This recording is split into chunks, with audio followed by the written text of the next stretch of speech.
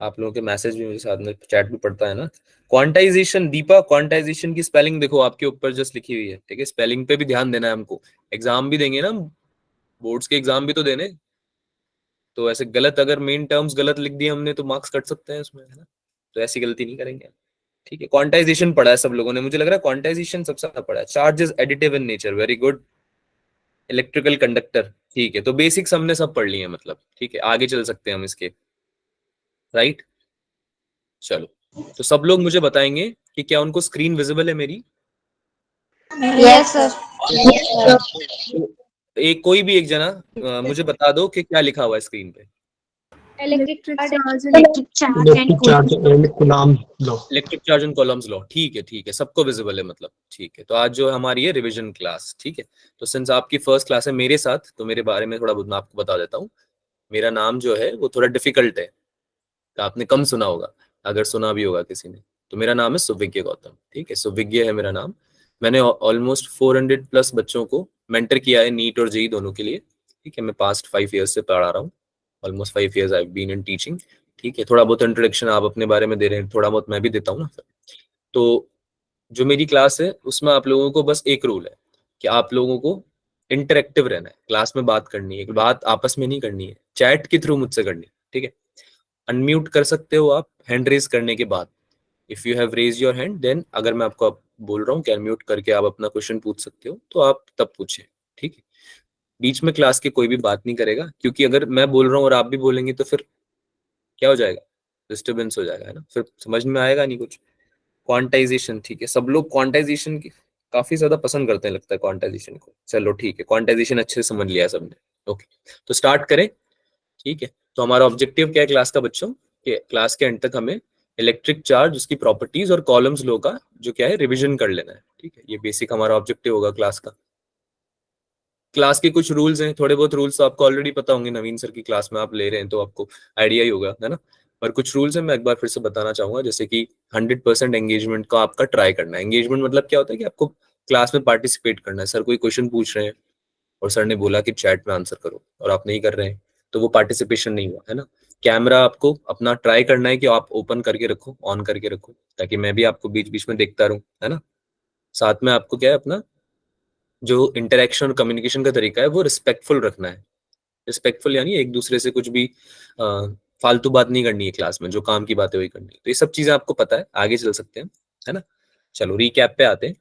तो हमने क्या क्या पढ़ा है बच्चों, जैसे कि आप लोगों ने बताया मुझे कि आपने चार्ज के बारे में पढ़ा। तो कोई मुझे बताएगा कि चार्ज होता क्या है। अब देखो, आंसर करने के दो तरीके हैं। सीधे अनम्यूट नहीं करना है, सीधे अनम्यूट करोगे तो तुम सब एक साथ बोलने लगोगे, फिर क्या होगा, डिस्टर्बेंस हो जाएगा। तो या तो हैंड रेस करो या फिर चैट में लिख दो, दोनों केस बेस्ट है, ठीक है। कौन बताएगा, Janvi. Sir, charge is an intrinsic property of matter. Very good. अब ये जानवी ने जो वर्ड यूज किया है इंट्रिंसिक प्रॉपर्टी ऑफ मैटर, तो तुम सबने पढ़ लिया, है ना। इंट्रिंसिक का मतलब क्या हुआ, कौन बताएगा। अच्छा, कौन बताएगा। बेटा हैंड रेज ही रखना है, अगर आपको आंसर करना है हैंड रेज करना है, वरना फिर डिस्टर्बेंस हो जाएगा क्लास में, है ना। जो भी हैंड रेज करेगा ना, मैं उसमें से किससे भी पूछ लूंगा, तो आप अपना हाथ ऊपर कर दो, बस आपको इतना सा काम करना है, ठीक है। धर्मेंद्र बताएगा। Internal property. हाँ, इंटरनल या फिर नेचुरली अकरिंग या असेंशियल प्रॉपर्टी, है ना। इंटरनल मतलब वो उसी की प्रॉपर्टी है, नेचर से अकर हो रही है वो, है ना, नेचुरली अकर हो रही है। यानी कि आपने कुछ नहीं किया है, उसका चार्ज ऑलरेडी एग्जिस्ट करता था, है ना, नेचुरली एग्जिस्ट करता था। जैसे मास, मास भी क्या है, इंट्रिंसिक प्रॉपर्टी है ना, वैसे ही चार्ज क्या यस है, सर। ठीक है। तो ये सब चीजें हमको पता है, ये सब हमने पढ़ लिया है। अच्छा, उसके बाद हमने आगे हम बढ़े तो हमने प्रॉपर्टीज पढ़ी, बेसिक क्विक रिवीजन है ये, ठीक है। क्वेश्चन हम प्रैक्टिस करने वाले हैं, डोंट वरी। कोई भी ये नहीं सोचेगा कि सर ये तो हम पढ़ चुके हैं, फिर से आप क्यों बता रहे हो। बेटा जरूरी है, एक बार आपने 5 to 10 मिनट्स के लिए सब सुन लिया, फिर आप क्वेश्चन एकदम धड़ धड़ सॉल्व करोगे, है ना। तो चलो प्रॉपर्टीज एक बार रिवाइज कर लेते हैं जल्दी से। तो सबसे पहले तो चार्ज क्या होती है, स्केलर क्वांटिटी होती है। सबको पता है स्केलर क्या होता है, कोई ऐसा तो नहीं है कि जिसको स्केलर नहीं पता। हाँ सर। बेटा आवाज आ रही है मुझे इधर उधर से, फिर मैं आपको म्यूट कर दूंगा, फिर आप बात नहीं कर पाओगे। चलो कौन बताएगा, हर्षदा। स्केलर क्या होता है, हर्षदा व्हाट इज स्केलर? लगता है हर्षदा को आवाज नहीं आ रही, कोई और बताना चाहेगा? तमनप्रीत? Sir, the body which has only magnitude, no direction. Very good, जिसके पास केवल क्या होता है, मैग्नीट्यूड होता है। मैग्नीट्यूड समझते हैं सब, क्वांटिटी, Yes, sir. है ना। डायरेक्शन नहीं होता है इसके पास, नो डायरेक्शन, डायरेक्शन लेस है ना, इसके पास कोई डायरेक्शन नहीं, मैग्नीट्यूड। तो जो चार्ज है हमारा, सबको याद रखनी है बात, बहुत छोटी बात है ये, है ना, सब पढ़ चुके हो ये, लेकिन जब जरूरत पड़ती है ना क्वेश्चन में, तब हम भूल जाते हैं ये चीज, तो इसलिए आपको फिर से बताई जाती है बार बार। क्या याद रखनी है कि चार्ज क्या होता है, स्केलर क्वांटिटी होती है, इसका क्या क्या होता है, केवल मैग्नीट्यूड होता है। अच्छा चलो बीच में से एक रैंडम क्वेश्चन पूछ लेता हूँ, ऐसा यूनिट बताओ उसकी जल्दी से, ऐसा यूनिट क्या होती है? कूलम। कूलम। है ना, कॉलम। अब कॉलम को हम किससे रिप्रेजेंट करते हैं भाई? सी। है ना, वेरी गुड। अच्छा अब मैं कुछ क्वेश्चन पूछता हूँ, चलो मुझे ऐसा लग रहा है कि तुमने पढ़ा हुआ है सारा, तो मैं फिर से रिवाइज कराऊं उससे कोई मतलब नहीं है ना, थोड़ा सा टाइम ज्यादा ही वेस्ट हो जाएगा हमारा। और बेटर तरीका क्या है रिकैप करने का, मैं क्वेश्चन पूछता हूँ तुम आंसर करना, है ना, उससे पता चल जाएगा कितने बच्चों ने पुराना पढ़ा हुआ है। चलो अच्छा मेरे को बताओ, अगर मेरे पास 3 चार्जेस है, ठीक है, एक तो है +2 कॉलम्स, एक है -3 कॉलम्स, और एक है +1/2 कॉलम्स, तो इन तीनों में से कौन सा ऐसा चार्ज है जो कि सबसे बड़ा है? क्या ये तीनों एग्जिस्ट करते हैं? सर +1 2 नहीं करते, एग्जिस्ट और एग्जिस्ट प्लस -3 एग्जिस्ट। एक जना बोलो, एक जना बोलो, सबसे पहले कौन बोल रहा था वो बात करो, प्रियंक कौन बोल रहा था? एक तो हैंड रेज किया करो बच्चा, तुम हैंड रेज नहीं करोगे मुझे पता ही नहीं चलेगा कौन बात कर रहा है। ठीक है, तमनप्रीत बोल रहा था क्या? तमनप्रीत बोल रही है? सर मैं बोल रही थी। अच्छा ठीक है बोलो। जो +2 कॉलम और जो -3 कॉलम है वो एग्जिस्ट करते हैं, और जो +½ जो कॉलम है वो एग्जिस्ट नहीं करता, बिकॉज वो इंटीजर नहीं है, और इसमें सबसे बड़ा चार्ज होगा +2 कॉलम। ओके, तो +½ कॉलम जो चार्ज है वो एग्जिस्ट नहीं करेगा, क्यों? क्योंकि हाफ क्या है, इंटीजर नहीं है, यस सर। इंटीजर नहीं है। और ये हमने किस चीज में पढ़ा था? क्वांटाइजेशन ऑफ चार्ज में। Quantization of charge, very good. क्या नाम है बच्चा आपका? मोनिका। मोनिका। मोनिका ने कितनी सही बात बोली, देखो ये सही है, स्पेलिंग सही है, ये के आता है, ठीक है। मोनिका ने क्या बोला कि क्वांटाइजेशन ऑफ चार्ज की वजह से ऐसा हो रहा है सर, क्वांटाइजेशन ऑफ चार्ज की वजह से क्या हो रहा है कि जो हाफ नंबर है वो इंटीजर नहीं है। और आपने बताया था, मतलब सर ने बताया था कि Q इक्वल्स टू एन ही होता है चार्ज, जिसमें n क्या होता है, इंटीजर, कोई भी इंटीजर वैल्यू होनी चाहिए, इंटीग्रल वैल्यू होनी चाहिए, तो हाफ नहीं होती। चलो बेसिक टेस्टिंग हो गई तुम्हारी, तुमको आता है ये सब चीजें। अब बताओ मुझे कुछ और रिवाइज करना है या फिर सीधे क्वेश्चंस पे अटैक करें, क्या बोलते हो? क्वेश्चंस। सीधे क्वेश्चन करें, चलो बहुत बढ़िया। तो बिल्कुल बेसिक बेसिक क्वेश्चन से स्टार्ट करेंगे और फिर कुछ अच्छे क्वेश्चन भी प्रैक्टिस करेंगे आज, ठीक है। तो जल्दी से मुझे फर्स्ट क्वेश्चन का आंसर आप चैट में देंगे, अब हाथ ऊपर किसी को नहीं करना, सबको चैट में आंसर देना। आप चैट में लिखोगे मुझे सब दिख जाएगा कि किस किसने आंसर किया है। क्वेश्चन पढ़ देता हूं आपके लिए मैं। While taking off the synthetic clothes seeking a spark और hearing a crackle are due to what? जब आप अपना स्वेटर उतारते हो, टेक ऑफ करते हो सर्दियों में, तो आपको आवाज आती है, वो क्या चीज है? ABCD में से बताओ।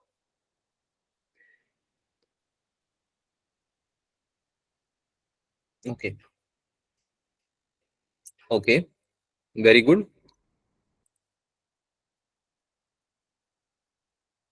सबको आंसर करना है बेटा, देखो सबको आंसर, अगर आप सब लोग आंसर नहीं करोगे तो फिर जो कुछ बच्चे हैं ना वो उनको ये चीज भूल जाएंगे, फिर अगली क्लास में फिर पूछेंगे, तो आंसर सबको करना है।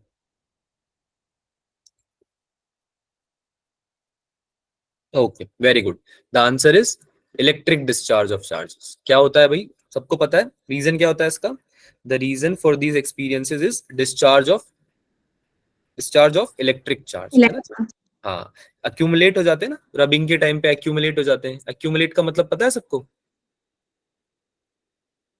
एक्यूमुलेट का Yes, sir. मतलब पता है? क्या होता है बताओ? सर वो इकट्ठे हो जाते हैं। जब इकट्ठे हो जाते हैं तो फिर उनका क्या, डिस्चार्ज, है ना। तो उसकी वजह से आपको क्या होती है, क्रैकलिंग साउंड, स्पार्किंग स्पार्किंग दिखाई देती है, क्रैकलिंग साउंड सुनाई देती है ना। तो ये रीजन होता है। सबको समझ में आया ये? किसी को कोई डाउट है? Yes sir. और आगे चले, ठीक है, बेसिक क्वेश्चन ही है, हम बिल्कुल बेसिक क्वेश्चन से स्टार्ट कर रहे हैं। चलो नेक्स्ट क्वेश्चन करके दिखाओ, जल्दी से आंसर करना।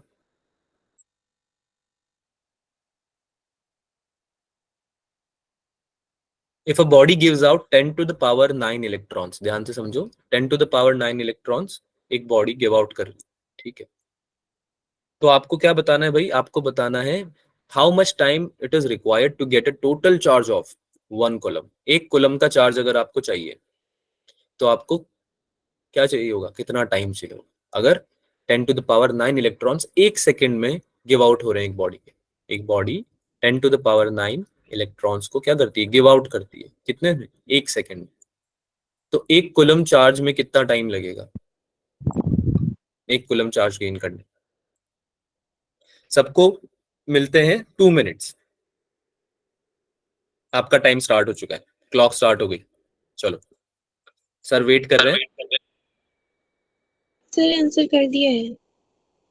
हाँ मैंने देख लिया बच्चा, आंसर जिन्होंने कर दिया है वो बहुत बढ़िया, जिन्होंने आंसर नहीं किया है उनको सॉल्व करना है। अच्छा मैं सॉल्व करने के लिए भी पूछ सकता हूँ, तो अगर कोई चीटिंग करके आंसर करेगा ना तो उसको कोई फायदा नहीं है, ठीक है। जो भी आंसर कर रहा है मैं किसी से भी पूछ सकता हूँ कि क्यों आया, तो मेक श्योर कि आपको पता हो। अच्छा ये सॉल्व करा हुआ है क्या पहले नवीन सर के साथ में? यस सर, सर हम क्वेश्चंस दिए। Yes sir. होमवर्क दिया था सर। होमवर्क दिया था तो सॉल्व किया फिर होमवर्क? Yes sir. सर इसी में डाउट था। सर एक बार आप सॉल्व करो। एक बार आप सॉल्व करो देखो कौन बोला ये, सर तमन से सर तमन। नहीं आया था समझ। हाँ बच्चा मैं सॉल्व करूंगा ना, ऑब्वियसली हम डिस्कस क्यों कर रहे हैं क्लास में, इसलिए तो कर रहे हैं कि हम सॉल्व करें, है ना। बस आप थोड़ा सा इतना दिमाग लगा लो इसमें, है ना, ये चाहता हूँ मैं, ताकि जब मैं एक्सप्लेन करूँ ना तो सबको समझ में आ जाए। तो मैं 30 सेकेंड्स और दे रहा हूँ, उसके बाद हम इसको डिस्कस करेंगे, ठीक है। जिसने नहीं किया है और जो ट्राई कर रहा है अभी भी, वो जल्दी से सॉल्व कर लो। इट्स गुड कि आप होमवर्क कर रहे हो अपना, इट्स वेरी गुड, है ना।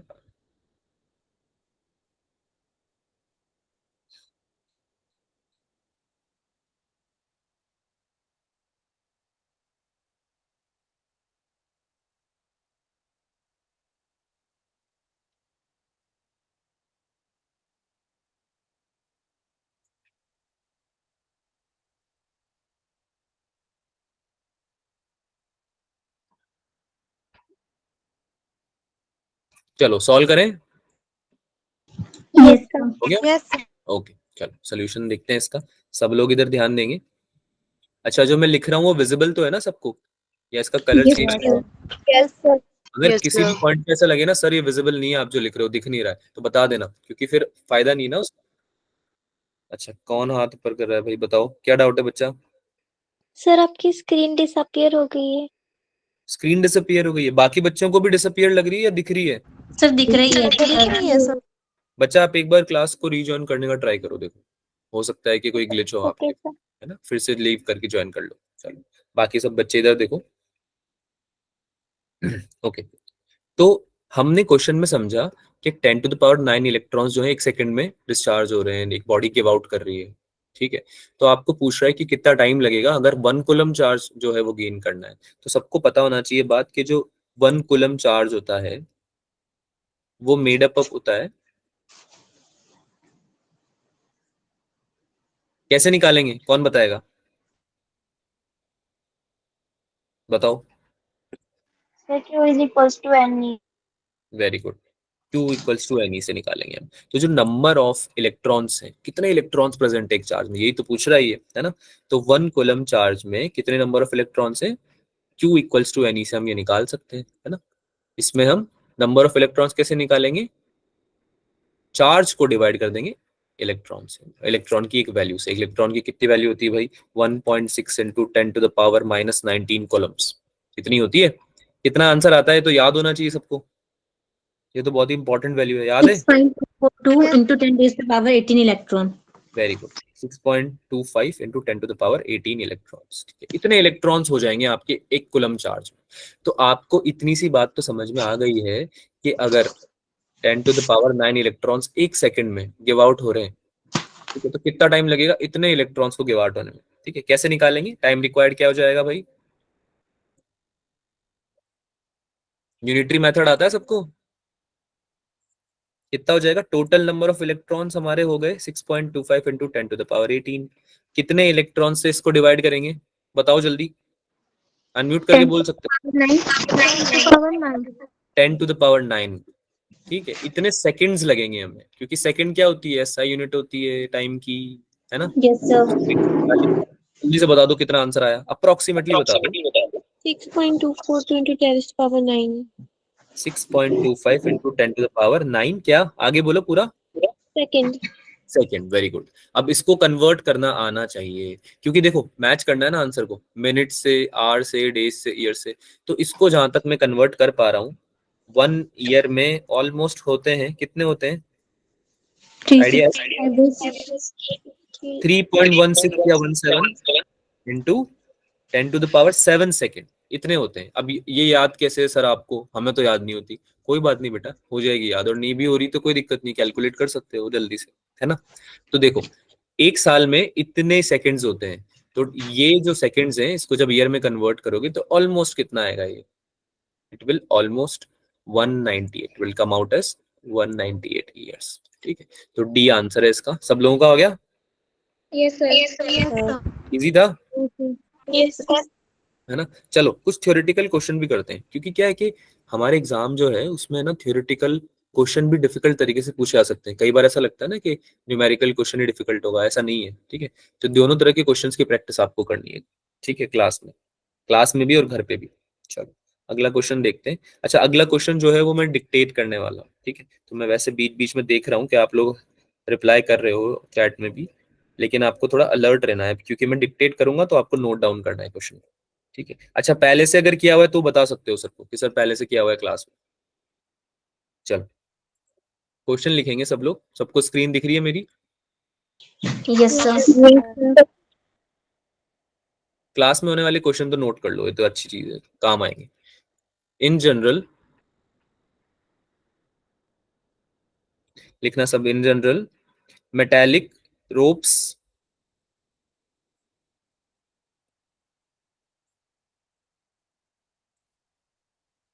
Are suspended. ध्यान से समझना क्वेश्चन को, किसी को अगर राइटिंग समझ में नहीं आए तो बता देना।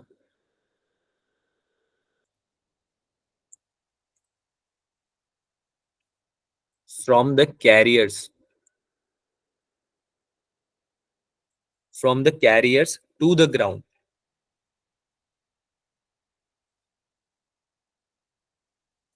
ठीक है, in general metallic ropes are suspended from the carriers to the ground. अभी तक सब समझ में आ रहा होगा, इसमें कोई ऐसी समझने वाली बात नहीं है, ठीक है। Which take inflammable material, which take inflammable क्या होता है, जो जल सकता है ना, जिसका कंबशन हो सकता है बहुत इजीली, उसको हम क्या बोलते हैं, इन्फ्लेमेबल। पढ़ा होगा आपने छोटी क्लास में ये मटेरियल, ठीक है। आपको क्या बताना है, इसका reason, what is the reason. अब कोई ऐसा होनहार विद्यार्थी है हमारी क्लास में जो कि बिना ऑप्शन के रीजन दे देगा, या फिर यस ऑप्शन सर। चाहिए? अच्छा, है हमारे पास ऐसा, कौन है बताओ। पहले हैंड सर रेज, पहले हैंड रेज करो, करा हुआ हैंड रेज, ठीक है। अनम्यूट कर सकते हो आप, जो बोल रहे थे अभी। जो क्योंकि हमारे जो टायर्स होते हैं उसके ट्रक्स के, उनके पास नेगेटिव चार्ज होता है, जो ट्रक बॉडी होती है उसके पास वो मेटल की बनी होती है, उसके पास पॉजिटिव चार्ज होता है।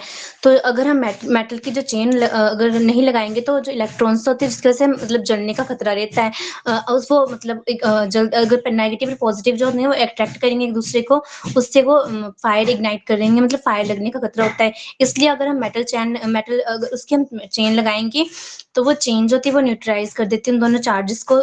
जो चार्जेस उसमें आ रहे होते हैं ग्राउंड टायर के ग्राउंड से जो आते हैं ट्रक में, उसको वो न्यूट्रलाइज कर देती है, जिससे वो मतलब न्यूट्रलाइजेशन का काम करेगी, ये मेटल का चार्ज होगा। Okay, very good. क्या नाम है आपका बच्चा? Sir Monika. Monika, very good Monika. कोई और बताना चाहेगा, किसी का और कोई रीजन है? अच्छा, ऑप्शन चाहिए तुम लोगों को?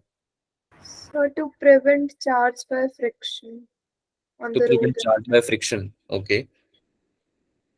चलो एक बार मैं ऑप्शन बताता हूँ, क्योंकि जो क्वेश्चन है ना नीट में आया हुआ है, अब तुम क्वेश्चन देखोगे तो तुमको ऑप्शन टिक करने हैं, ठीक है। पहले ऑप्शन में लिख देता हूँ जल्दी से, ठीक है। तो रीजन क्या है भाई, फर्स्ट रीजन बोल रहा है question, there speed is controlled. ऐसा इसलिए कर रहे हैं हम ताकि उसकी जो स्पीड है वो कंट्रोल की जा सके, ठीक है।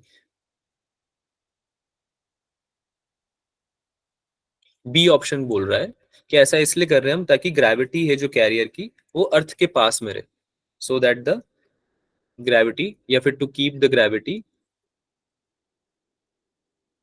near to earth, ठीक है। to keep the gravity of the carrier, ये carrier की बात हो रही है, of carrier, ठीक है। सी ऑप्शन क्या बोल रहा है? सी ऑप्शन बोल रहा है आपका to keep the body of the carrier in contact with the earth, to keep the body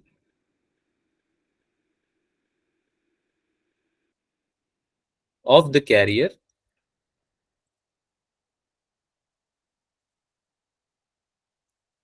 in contact with the earth। Near नहीं रख रहा अब ये कांटेक्ट में रखना है, ठीक है। दोनों में डिफरेंस है। अब क्वेश्चन को हमें ऑप्शंस के हिसाब से सॉल्व करना है, ठीक है। लास्ट बोल रहा है nothing should be placed under the carrier. अब ये मान ही नहीं रहा है इस चीज को, ये बोल रहा है कि कुछ भी प्लेस करना ही नहीं चाहिए। अब बताओ क्या आंसर होगा? पहले चैट में आंसर करो। देखो पहले मुझे सबके आंसर चाहिए अनबायस्ड आंसर। अनबायस्ड समझते हो तुम लोग? किसी का देख के आंसर नहीं करना है, मतलब खुद का दिमाग लगाना है। क्वेश्चन समझ में नहीं आया तो भी आप पूछ सकते हो, क्वेश्चन समझाया जाएगा आपको।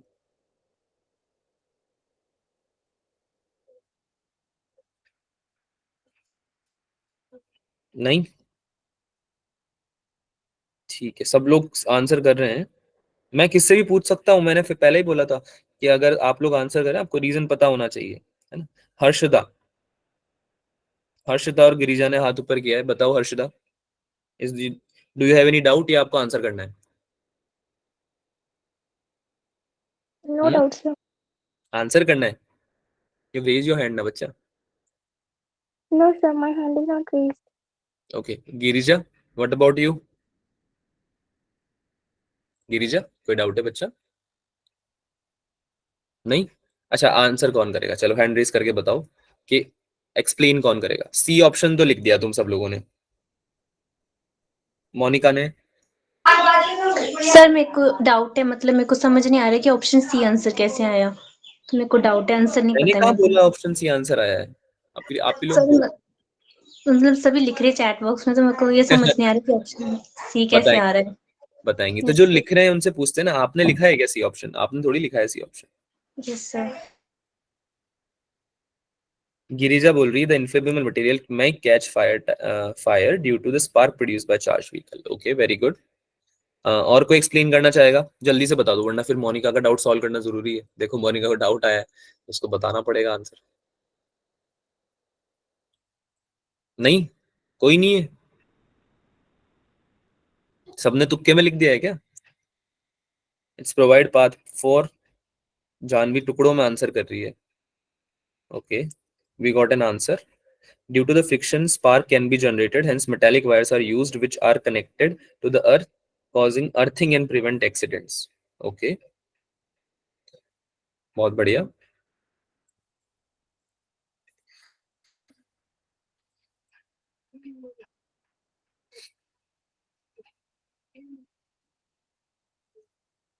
Very good.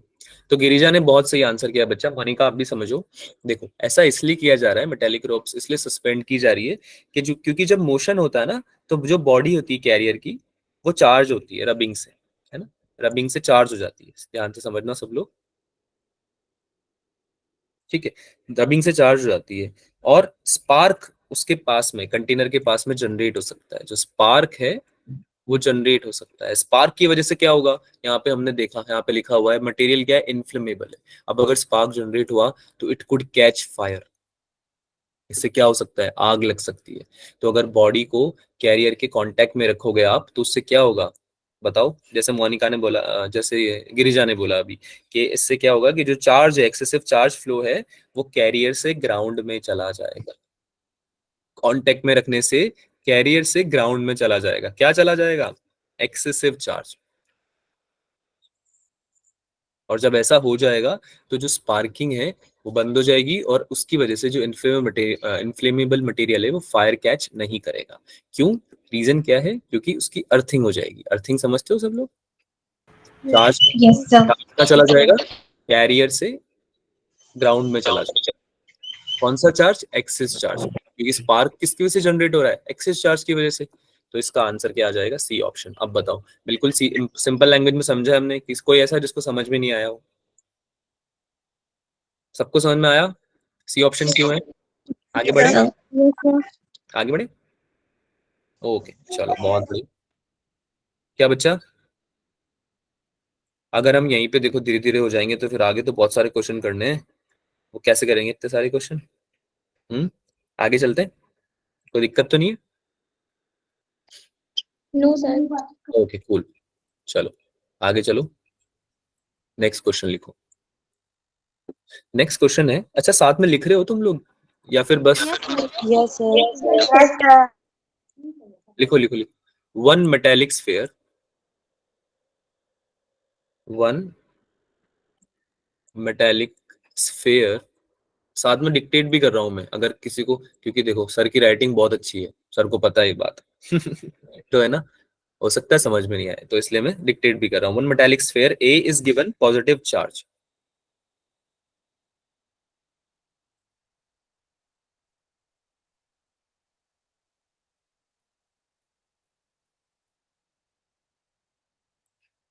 एक मेटेलिक स्फीयर लिया और उसको पॉजिटिव चार्ज दे दिया हमने, ठीक है।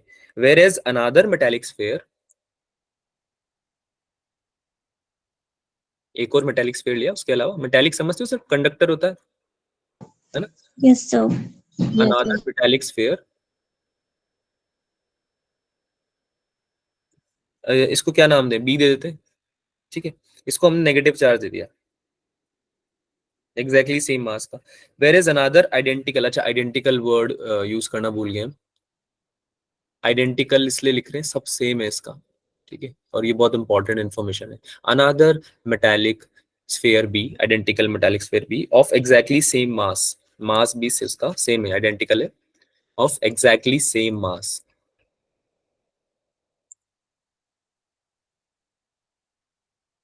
ठीक है, सेम मास एज ऑफ ए की जितना मास है उसका, ठीक है, लिखने की जरूरत है नहीं ऐसे ही।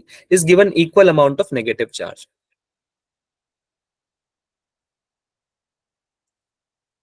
इक्वल अमाउंट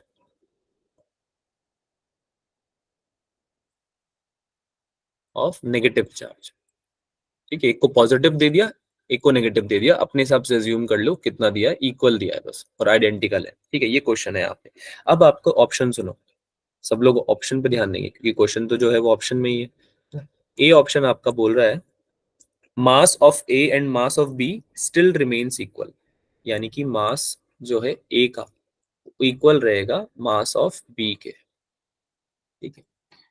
बी ऑप्शन आपका बोल रहा है mass of A increases, mass of A जो है इंक्रीज कर गया, क्या कर गया, इंक्रीज कर गया।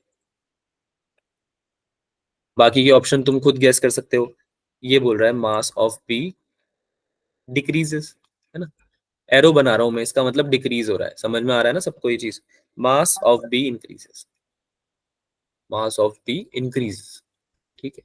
चारों ऑप्शन एक बार पढ़ो, आपको मिलते हैं 30 सेकेंड्स। अच्छा जो टाइम देते हैं सर वो क्यों देते हैं? क्वेश्चन तो कुछ बच्चों को तो पढ़ के आंसर पता होता है, कुछ बच्चों को पहले से पता होता है, कुछ बच्चे साथ के साथ गूगल भी कर रहे होते हैं, है ना, ऐसे भी नालायक बच्चे होते हैं, ऐसा नहीं करना है किसी को, है ना। लोगों को क्लास में जितना हम खुद से एक्टिव रहेंगे, जितना हम किसी तरह की एक्सटर्नल सोर्स का यूज नहीं करेंगे, हम उतना ज्यादा सीख पाएंगे, अदरवाइज तो कोई मतलब ही नहीं है पढ़ने का, राइट। चलो, वैसे काफी अच्छे बच्चे हैं मेरे सारे, जल्दी जल्दी आंसर भी कर रहे हैं, कुछ बच्चे ए बोल रहे हैं, कुछ बच्चे डी बोल रहे हैं, किसी का आंसर देख के आंसर नहीं करना है, अगर आप दिमाग नहीं लगाओगे खुद का तो आप आंसर सही निकलने के बाद भी कुछ सीख नहीं पाओगे बच्चा, है ना। तो हमने देखो क्वेश्चन समझो क्या बोल रहा है क्वेश्चन, क्वेश्चन आपका बोल रहा है एक मेटेलिक स्फीयर है ए, ये कलर नहीं दिख रहा होगा आप लोगों को, आई एम वेरी श्योर,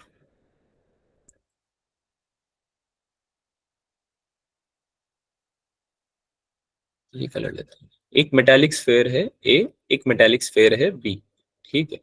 इसको हमने कुछ पॉजिटिव चार्ज दे दिया, इसको कुछ पॉजिटिव चार्ज दे दिया, पॉजिटिव को लिखने का तरीका ये, ठीक है, इसको नेगेटिव ऐसे लिख रहा हूँ, माइनस बीई मतलब नेगेटिव, प्लस बीई मतलब पॉजिटिव, ठीक है, सेम चार्ज दे दिया, एक्स अमाउंट चार्ज दे दिया दोनों को। अब तुमसे क्या पूछ रहा है वो कि एक टाइम के बाद में मास ए और मास बी बराबर रहेगा या कोई एक बढ़ जाएगा या कोई एक कम हो जाएगा। सबके आंसर मुझे जल्दी से बता दो, इजी सा क्वेश्चन है ये, इसमें टाइम तो लगना ही नहीं चाहिए बिल्कुल, है ना?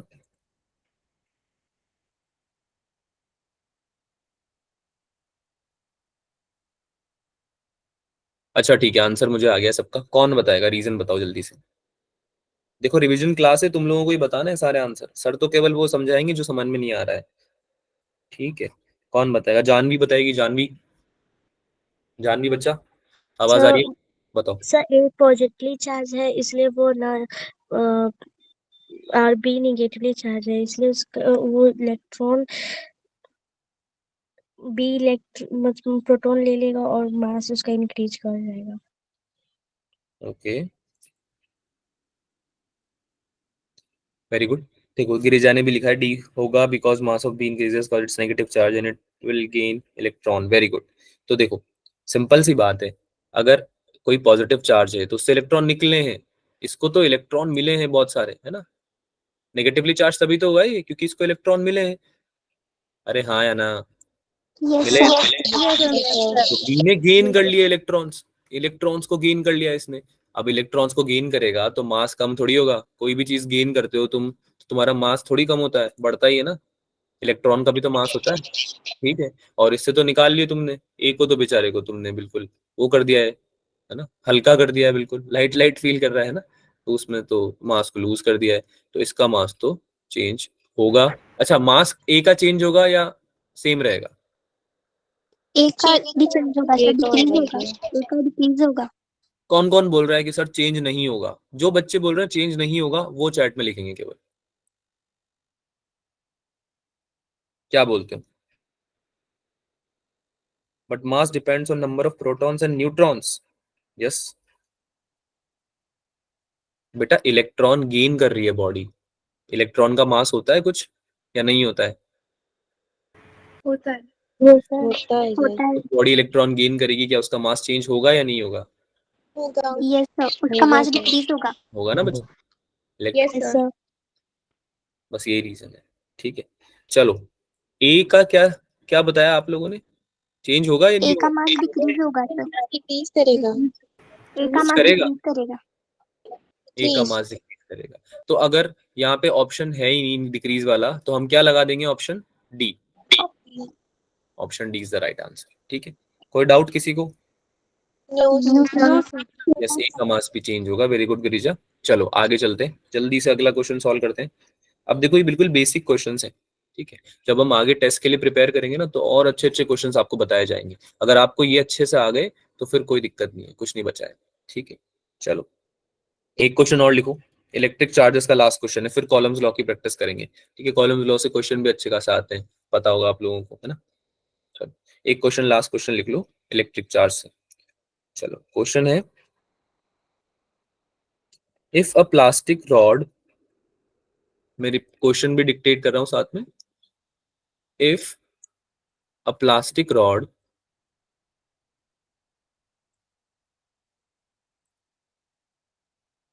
rubbed with fur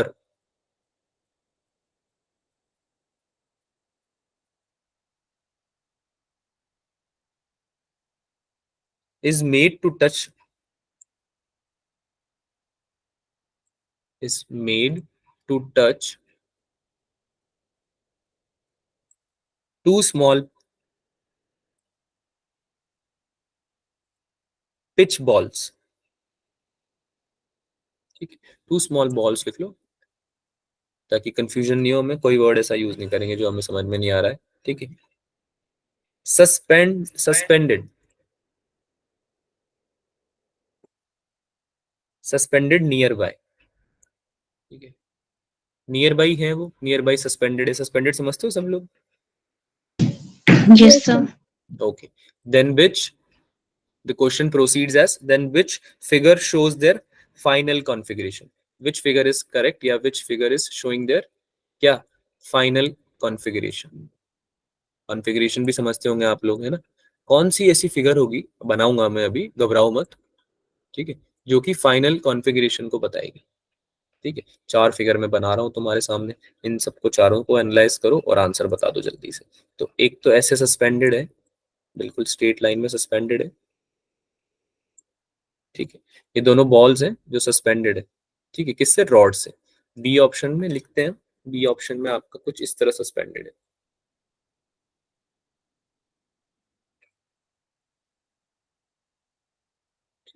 C option हम अगर बनाते हैं तो इसमें रॉड्स तो दूर दूर है लेकिन बॉल्स रिलेटिवली थोड़ा पास है। ठीक है, ये हो गया सी केस। और लास्ट का केस अगर हम बनाए तो इसमें बिल्कुल परपेंडिकुलर हमने सस्पेंड कर रखा है, एक तो हमने इस एक्सिस पे डाल दिया, एक हमने इस एक्सिस पे डाल दिया। तो अब आंसर बताओ भाई क्या आएगा, फाइनल कॉन्फ़िगरेशन क्या होनी चाहिए। क्वेश्चन में रिपीट कर देता हूँ। कोई प्लास्टिक रॉड है, इसको फर से रब कर दिया हमने, प्लास्टिक रॉड को फर से रब कर दिया। अब उसको टच करने के लिए हमने रख दिया एक साइड, उसमें दो स्मॉल बॉल्स अटैच करके सस्पेंड कर दिए। अब इन दोनों चीजों के बाद, इन दोनों प्रोसेस के बाद अगर आपको चार ऑप्शन दिए जाएं तो आपको देख के बताना है इनका फाइनल कॉन्फ़िगरेशन कौन से वाले से मैच करेगा। ठीक है, चलो आंसर्स देखते हैं बच्चों के।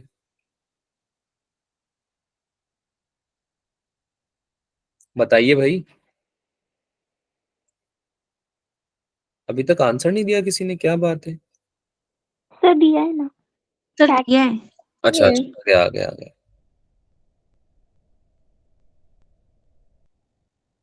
क्या रीजन होगा बच्चों।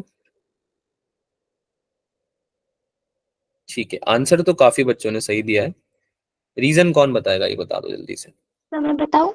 बताओ बच्चों, बताओ आप बताओ। सर कि सर जो प्लास्टिक रॉड हम रब करते मतलब फर के भी जो हम रब करते हैं दोनों बॉल को टच करते हैं तो फिर उन मतलब सेम चार्ज होता है वो दोनों बॉल में पास हो जाता है और हमको मतलब वी नो दैट मतलब सेम चार्ज होते हैं जो एक दूसरे से रिपल कर जाते हैं और जो मतलब अपोजिट चार्ज होते हैं वो अट्रैक्ट करते हैं तो वो सेम चार्ज होने के कारण वो रिपेल करेंगे इसलिए ऑप्शन बी सही रहेगा। Very good. जब आपने प्लास्टिक रॉड को रब किया फर से तो दोनों रॉड्स में क्या आ जाएगा, सेम चार्ज आ जाएगा। सेम चार्ज की बात कर रहे हैं, अब वो कोई सा भी चार्ज हो हमें क्या मतलब, सेम चार्ज आ जाएगा।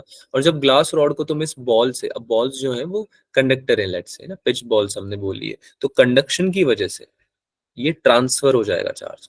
इसकी वजह से कंडक्शन, तो ये कंडक्शन का क्लासिकल क्वेश्चन है, एक क्लासिक क्वेश्चन किसका है, कंडक्शन का।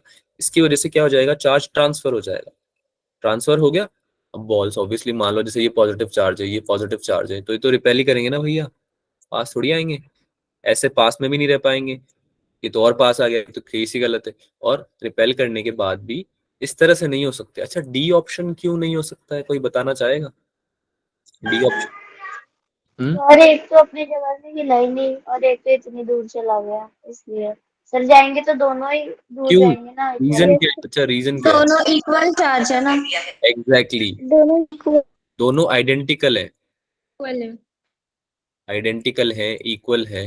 ठीक है, तो जब एक का ज्यादा चार्ज है ही नहीं, एक की जब जो भी मैग्नीट्यूड है इसका, इसका मैग्नीट्यूड अगर m1 है और इसका m2 है तो दोनों बराबर है, m1 इक्वल्स टू m2 है ना।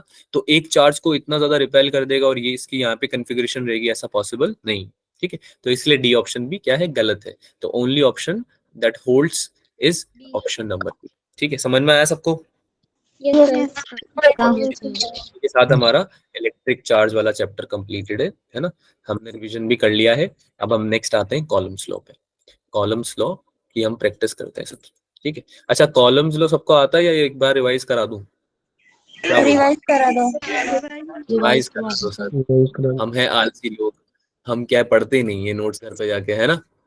रिवाइज करा दो आप, ये नहीं क्लास में नहीं करवाया करना था, सुनाई नहीं दे रहा, ये करना था। चैप्टर नहीं हुआ है, चैप्टर नहीं हुआ है, मुझे तो नवीन सर ने बोला पढ़ाया है आप लोगों को। नोट सर ने इंट्रो दिया था ना, वो पढ़ाना था। होते हैं। बेटा आवाज नहीं आ रही, एक एक करके बात करो। सर इंट्रो दिया था सर ने भी थोड़ा सा, लेकिन पढ़ाया नहीं था, आज पढ़ाना था ये। अच्छा, बाकी सब बच्चों का भी यही कहना है क्या। यस yes sir अच्छा चलो, चलो कोई दिक्कत नहीं, कॉलम्स लो पढ़ लेते हैं फिर। तो क्वेश्चन प्रैक्टिस करने से पहले थोड़ा सा आइडिया ले लेते हैं। ऐसा कुछ इसमें कुछ खास नहीं है, बहुत बड़ा नहीं है कॉलम्स लॉ, छोटी सी बात है। तो देखो समझते हैं इसको। सबसे पहले कॉलम्स लॉ क्या बोलता है कि भाई जब भी कोई दो पॉइंट चार्जेस, कोई भी दो point charges, static point charges static होने चाहिए बच्चों, मूविंग नहीं होने चाहिए। इलेक्ट्रोस्टैट्स पढ़ रहे हैं हम, है ना, इलेक्ट्रोस्टैटिक्स पढ़ रहे हैं हम। इलेक्ट्रोस्टैटिक्स में चार्ज क्या होता है, स्टेबल होता है, एट रेस्ट होता है, स्टेबल नहीं एट रेस्ट होता है। ठीक है, तो स्टैटिक है। कोई भी द पॉइंट चार्जेस इंटरैक्ट करेंगे so whenever 2 point charges will interact समझते हो ना, बातचीत करना, जैसे हम लोग इंटरैक्ट कर रहे हैं ना, तो ये आपस में बात करेंगे चार्ज, है ना। तो इंटरैक्ट जब भी ये करेंगे तो एक फोर्स एक्सपीरियंस करेंगे, एक फोर्स को एक्सपीरियंस करेंगे। तो इसी फोर्स के बारे में हमें कॉलम भाई साहब ने बताया था कि भाई ये फोर्स जो है वो कैसे रिलेटेड है उन चार्जेस से, है ना, किस तरह से वो वेरी करता है, चेंज करता है, तो ये सब बताया था। तो क्या बताया कॉलम भाई साहब ने, थोड़ा डिटेल में बात करते हैं। 2 पॉइंट चार्जेस ले लेते हैं बच्चों, एक तो हो गया Q1, एक हो गया Q2, अलग अलग नाम रख दिया दोनों का, है ना।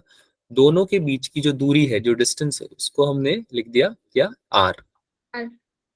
ठीक है, R ले लेते हैं, क्या फर्क पड़ता है। तो हमने नोट किया कि ये दोनों चार्जेस एक दूसरे पे फोर्स लगाते हैं, ऑब्वियसली लगा रहे होंगे, तभी तो हमने देखा बचपन में कि ये अट्रैक्ट कर रहे हैं या रिपेल कर रहे हैं, ऐसे थोड़ी करने लगेंगे, फोर्स तो लगाएंगे ना ऑब्वियसली। तो लेट्स से कि इसने इस पे कुछ फोर्स लगाया, है ना, और इसने इस पे कुछ फोर्स लगाया। अगर हम Q1 और Q2 को इक्वल ले लें तो क्या मैं दोनों फोर्सेस को सेम बोल सकता हूँ, F और F? अगर Q1 Q2 को इक्वल ले लूं तो बोल सकता हूँ, ठीक है। Yes sir. किसी को कोई दिक्कत तो नहीं है? No sir. No sir. तो जो लॉ है, कॉलम्स लॉ है, इसको चाहो तो नोट भी कर सकते हो आप। अगर आपने अभी तक नोट नहीं किया है कॉलम्स लॉ, पढ़ा ही नहीं है, आप पहली बार पढ़ रहे हो, तो आप इसको नोट भी करते रहो साथ में, ठीक। तो अकॉर्डिंग टू लॉ, कौन सा लॉ, कॉलम्स लॉ, जो फोर्स जो एक्सपीरियंस कर रहे हैं ये डायरेक्टली प्रोपोर्शनल हो जाएगा इन दोनों चार्जेस के मल्टीपल के। पहली बात, यानी दोनों चार्जेस को आप मल्टीप्लाई करोगे तो उसके डायरेक्टली प्रोपोर्शनल होगा। अब डायरेक्टली प्रोपोर्शनल का मतलब क्या होता है बच्चों? कि वो सेम होगा, जितनी फोर्स लगेगी उतना अगर फोर्स बढ़ेगी तो चार्ज भी उतना ही बढ़ेगा। हाँ, अगर फोर्स बढ़ेगी तो चार्ज बढ़ेगा, सॉरी, चार्ज बढ़ेगा तो फोर्स बढ़ेगा, है ना। चार्ज का मैग्नीट्यूड बढ़ेगा तो आपका फोर्स जो लग रहा है वो बढ़ेगा, ठीक है। चार्ज, दोनों चार्ज के मल्टीपल के मैग्नीट्यूड की बात कर रहे हैं हम यहाँ पे, है ना, Q1 Q2 की बात कर रहे हैं हम यहाँ पे, ठीक है। दूसरी बात क्या बोली इन भाई साहब ने कि भाई फोर्स जो है साइमल्टेनियसली इन दोनों के बीच इनवर्स की दूरी है, उसके इनवर्सली प्रोपोर्शनल है। ये 1 दूसरी upon बात, square of distance. ठीक। Square of the 1 upon R या 1 अपॉन R स्क्वायर, क्या आएगा? R square. R square, very good, ठीक है, 1 अपॉन R के नहीं। तो अब देखो, इससे हमें कुछ पुराना याद आ रहा है? यस किसी सर। को आ रहा है? ग्रेविटेशन। कहीं सुना सुना लग रहा है, ये क्या सुना सुना लग रहा है? Sir gravitation. Universal gravitational force भी तो ऐसा ही था, मासेस के मल्टीपल था, है ना। और बताओ, डिस्टेंस के इनवर्सली प्रोपोर्शनल था, इनवर्सली प्रोपोर्शनल। चीजें थी ना। तो बस ये चार्जेस भी बिल्कुल वैसे बिहेव कर रहे हैं। ये इलेक्ट्रोस्टैटिक फोर्स की जो हम बात कर रहे हैं, ये बिल्कुल ग्रेविटेशनल फोर्स की तरह ही बिहेव कर रहा है, ठीक है। ये भी इसके चार्जेस के मल्टीपल के डायरेक्टली प्रोपोर्शनल है और इनके डिस्टेंस के स्क्वायर के इनवर्सली प्रोपोर्शनल है। तो जैसे ग्राफ बनता था, ग्राफ आप लोग पढ़े होंगे, है ना। तो जो फोर्स और डिस्टेंस के बीच में ग्राफ बनेगा वो कैसा बनेगा, कुछ ऐसा बनेगा, कुछ ऐसा बनेगा, ठीक है। क्यों? क्योंकि जैसे डिस्टेंस बढ़ रहा है उसके स्क्वायर टाइम्स जो फोर्स है वो कम हो रहा है, या फिर अगर डिस्टेंस कम हो रहा है तो उसके स्क्वायर टाइम्स डिस्टेंस फोर्स क्या हो रहा है, बढ़ रहा है, ठीक है। तो ये इस तरह का कर्व बनता है, ये आप नोट कर लो साथ में, ठीक है। आर क्या है हमारा, सेपरेशन है। आर को हम सेपरेशन बोलते हैं, सेपरेशन यानी कितना दूर है। फोर्स एफ तो फोर्स है, पता ही है सबको, Q1 Q2 चार्जेस है, आई होप ये लिखने की जरूरत नहीं है ना। तो हमारा फॉर्मूला क्या बन गया बच्चों, वो फॉर्मूला जो हम हर जगह यूज करने वाले हैं। इक्वल्स टू का साइन लगाने के लिए हमने एक कांस्टेंट इंट्रोड्यूस कर दिया, तो लाइफ में पहले भी किया हुआ है, पहली बार तो कर नहीं रहे हम, है ना। अब ये कांस्टेंट जो है ना, ये बहुत ही इंटरेस्टिंग है, इस कांस्टेंट के बारे में पढ़ना बहुत इंटरेस्टिंग है। तो इसको क्या बोलते हैं, कोई बताएगा? कॉलम्स कांस्टेंट, इसको हम बोलते हैं कॉलम्स कांस्टेंट बोल सकते हो, इलेक्ट्रोस्टैटिक कांस्टेंट या कॉलम्स कांस्टेंट, ठीक है।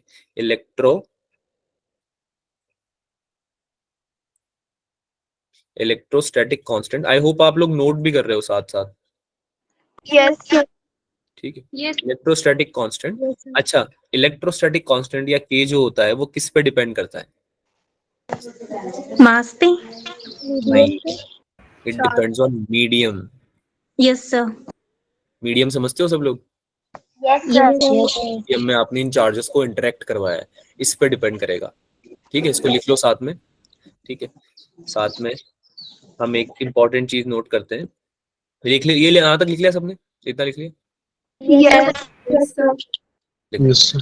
स्पेस, अगर कोई मीडियम नहीं है, फ्री स्पेस है, फॉर फ्री स्पेस हमने k की वैल्यू जो है वो डिड्यूस करी, कितनी निकल के आई, तो इसकी जो वैल्यू थी ये बहुत इंपॉर्टेंट है, 9 इंटू 10⁻⁹ ये वैल्यू। अब कांस्टेंट है, कोई ये तो नहीं पूछेगा कि सर यूनिट कितनी होती है इसकी, No, sir. क्यों नो यूनिट नहीं हो सकती इसकी? सर होती है यूनिट। Constant I. अरे होती है इसकी यूनिट। यस सर होते हैं। हाँ, किसने बोला यूनिट नहीं होती कांस्टेंट्स की? है. ऐसा यूनिट होती है इसकी, क्या होती है, लिखो साथ, metre square by coulomb metre square. Square पर कॉलम। पर कूलम स्क्वायर। ठीक है, अब ये बात तुमने पहले सुनी होगी या तो नहीं सुनी, तो मैं बता देता हूँ। अगर आपको यूनिट्स पता है, कभी भूल जाते हैं ना फॉर्मूले हम एग्जाम्स में, तो आप फॉर्मूला निकाल सकते हो, डिड्यूस कर सकते हो एग्जाम के बीच में, थोड़ा बहुत तो आइडिया रहता है ना क्योंकि, और अगर Yes, sir. फॉर्मूला पता है तो आप यूनिट निकाल सकते हो। आई बात समझ में? तो यहाँ पे के Yes, को sir. हमने कैसे निकाला भाई, के को ऐसे ही तो निकाला है, फोर्स को मल्टीप्लाई कर दिया किससे, डिस्टेंस से, डिस्टेंस के स्क्वायर से, सेपरेशन के स्क्वायर से, उसको डिवाइड किससे कर दिया, चार्जेस के 4 से। equal, है ना। फोर्स की यूनिट होती है न्यूटन, सेपरेशन की यूनिट हो गई मीटर स्क्वायर, और चार्ज की यूनिट होगी कॉलम स्क्वायर, निकाल लिया भाई, के का आ गया आपका ऐसा यूनिट, है ना। ये तो हमने बचपन में सीख लिया था 10th क्लास में, है ना। चलो यहाँ तक नोट हुआ सबका? Yes, sir. नोट हो गया सबका यहाँ पे? Yes. Yes, sir. Yes, sir. आवाज नहीं आ रही बच्चा, एक बार फिर से बोलो। Yes sir. Yes, sir. कुछ बच्चे कुछ बच्चे नो सर भी बोलते हुए सुनाई दिए, तो मैं वेट कर सकता हूँ आप लोगों का थोड़ा, और अगर आप चाहो तो 30 seconds I can give you to note. जो बच्चा केवल सुन रहा था, उसने कुछ भी नोट नहीं किया, उसको मैं 30 सेकंड्स दे सकता हूँ। ठीक है, 30 सेकंड्स में आप एक बार इसको रिवाइज कर लो, क्योंकि अब हम इस पे क्वेश्चन प्रैक्टिस करने वाले हैं बहुत सारे, तो जल्दी से रिवाइज कर लो।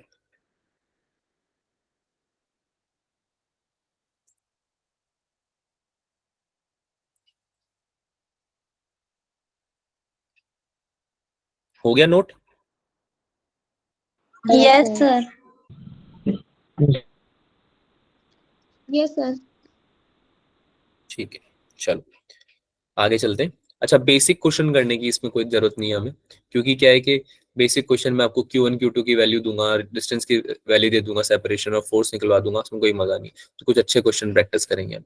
सबसे इंपॉर्टेंट चीज जो है इसमें याद रखने की, वो है कि K जो है आपका, वो मीडियम पे डिपेंड करता है, इसको भूलना मत।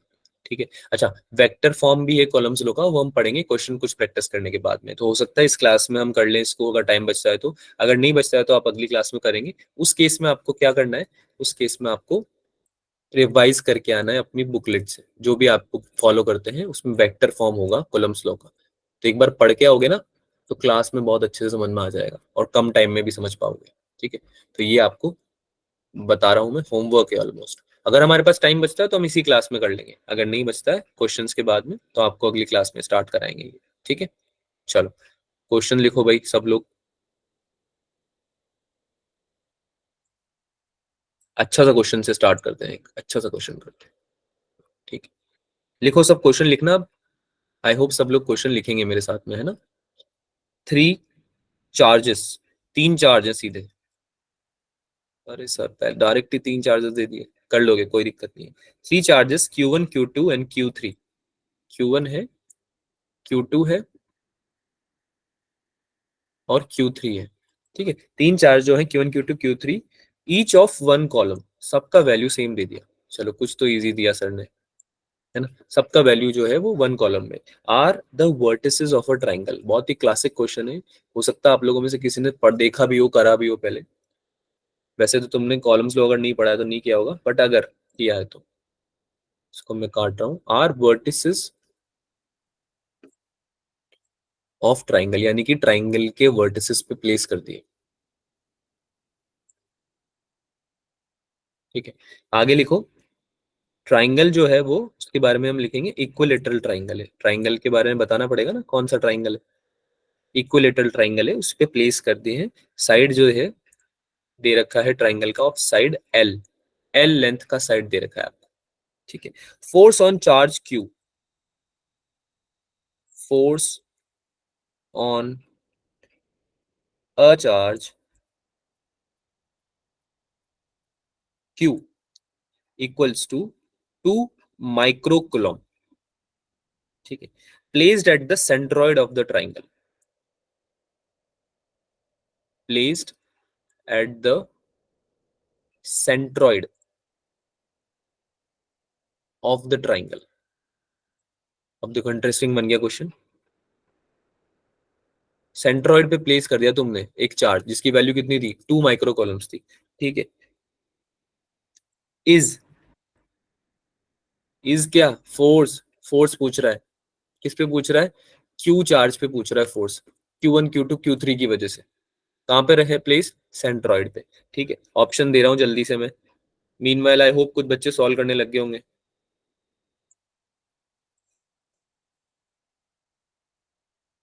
क्लास में हैं सब लोग? Yes, Yes, sir. सर को बताओ तो सही। यस इतनी सर। इतनी शांति कर दी, इतनी सन्नाटा कर दिया तुमने, मुझे लगा तुम चले गए हो। सब लोगों का ग्लिच हो गया एकदम से, मुझे ऐसा लगा। चलो मैं ऑप्शन बताता हूँ जल्दी से, ऑप्शन लिखो। 3 न्यूटन है ए ऑप्शन, ये 3 न्यूटन का जो है फोर्स लगेगा। बी ऑप्शन है 3 माइक्रो न्यूटन, ठीक है। सी ऑप्शन आपका बोल रहा है 0, सब इक्वलाइज हो जाएगा, न्यूट्रलाइज हो जाएगा, कुछ भी चार्ज नहीं लगेगा, कुछ भी फोर्स नहीं लगेगा। डी ऑप्शन आपका बोल रहा है 3 × 10⁻⁻² न्यूटन, ठीक है। अब इसके लिए आपको अच्छा खासा 2 मिनट मिलता है, दिमाग लगाओ, सॉल्व करो। जिसका आंसर आएगा उसको चैट में लिख देना है आंसर, और हैंड रेस कर देना है, 2 चीजें करनी है जिसका आंसर आ जाएगा उसमें, ठीक है। चलो चालू हो जाओ। अगर क्वेश्चन में डाउट है तो मैं फिर से एक्सप्लेन कर देता हूँ। 3 चार्जेस हैं जो कि हमने ट्राइंगल, इक्विलेटरल ट्राइंगल के वर्टेक्स पे प्लेस कर दिए, वर्टिसेस पे, ठीक है। 1 कॉलम पे उनका वैल्यू, सेंट्रॉइड पे रख दिया हमने एक चार्ज, लेट से 2 माइक्रो कॉलम का चार्ज रख दिया, ठीक है। तो उस क्यू चार्ज पे जो सेंट्रॉइड पे प्लेस्ड है, टोटल नेट फोर्स कितना होगा बाकी 3 चार्जेस की वजह से, ये आपको निकालना है। इजी है।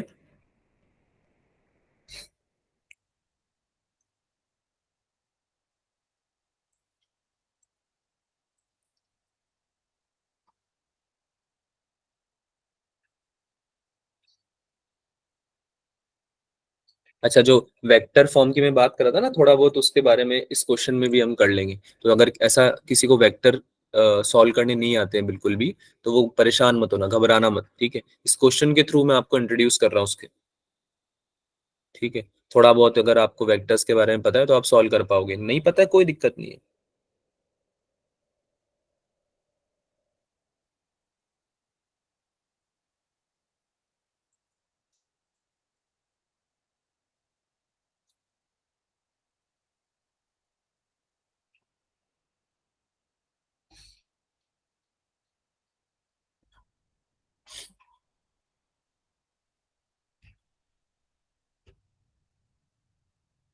किसी का आंसर आ रहा है या सर, या किसी को समझ में नहीं आ रहा है? अगर नहीं आ रहा है तो कोई दिक्कत नहीं, बता दो, सॉल्व करते हैं फिर इसको। सर नहीं आ रहा है समझ। नहीं आ सर रहा? समझ नहीं आ रहा है। सर सर फ्री हूँ। सी ऑप्शन किसने बताया है, सॉल्व किया है? Yes sir. बताओ कैसे किया।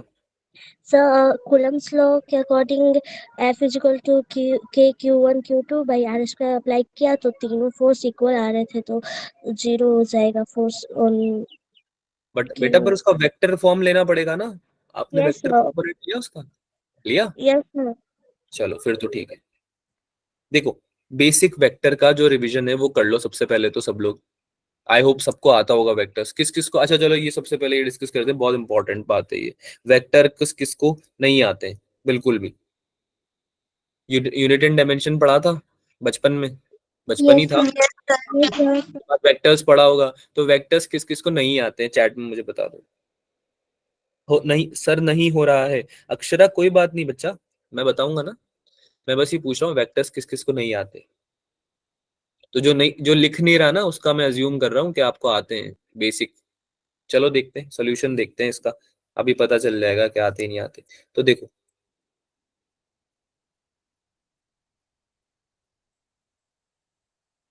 Sir formula 1/4πε0 K into Q1 Q2 upon R square है। बिल्कुल बच्चा। Okay sir. तो इसका हम नोट करेंगे। ओके, एक ट्राइंगल है, इक्वलेटरल ट्राइंगल है, यानी कि तीनों साइड की लेंथ इक्वल है, एल एल एल तीनों का जो लेंथ है वो इक्वल है, ठीक है। एक चार्ज हमने रख दिया Q1, एक चार्ज हमने रख दिया Q2, ठीक है, और एक चार्ज हमने रख दिया Q3।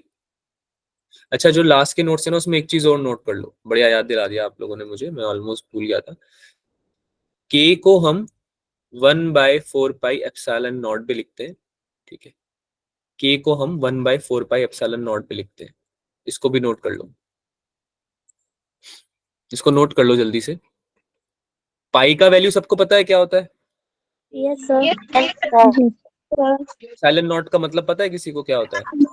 यस क्या होता है? यस क्या होता है? Absolute permittivity.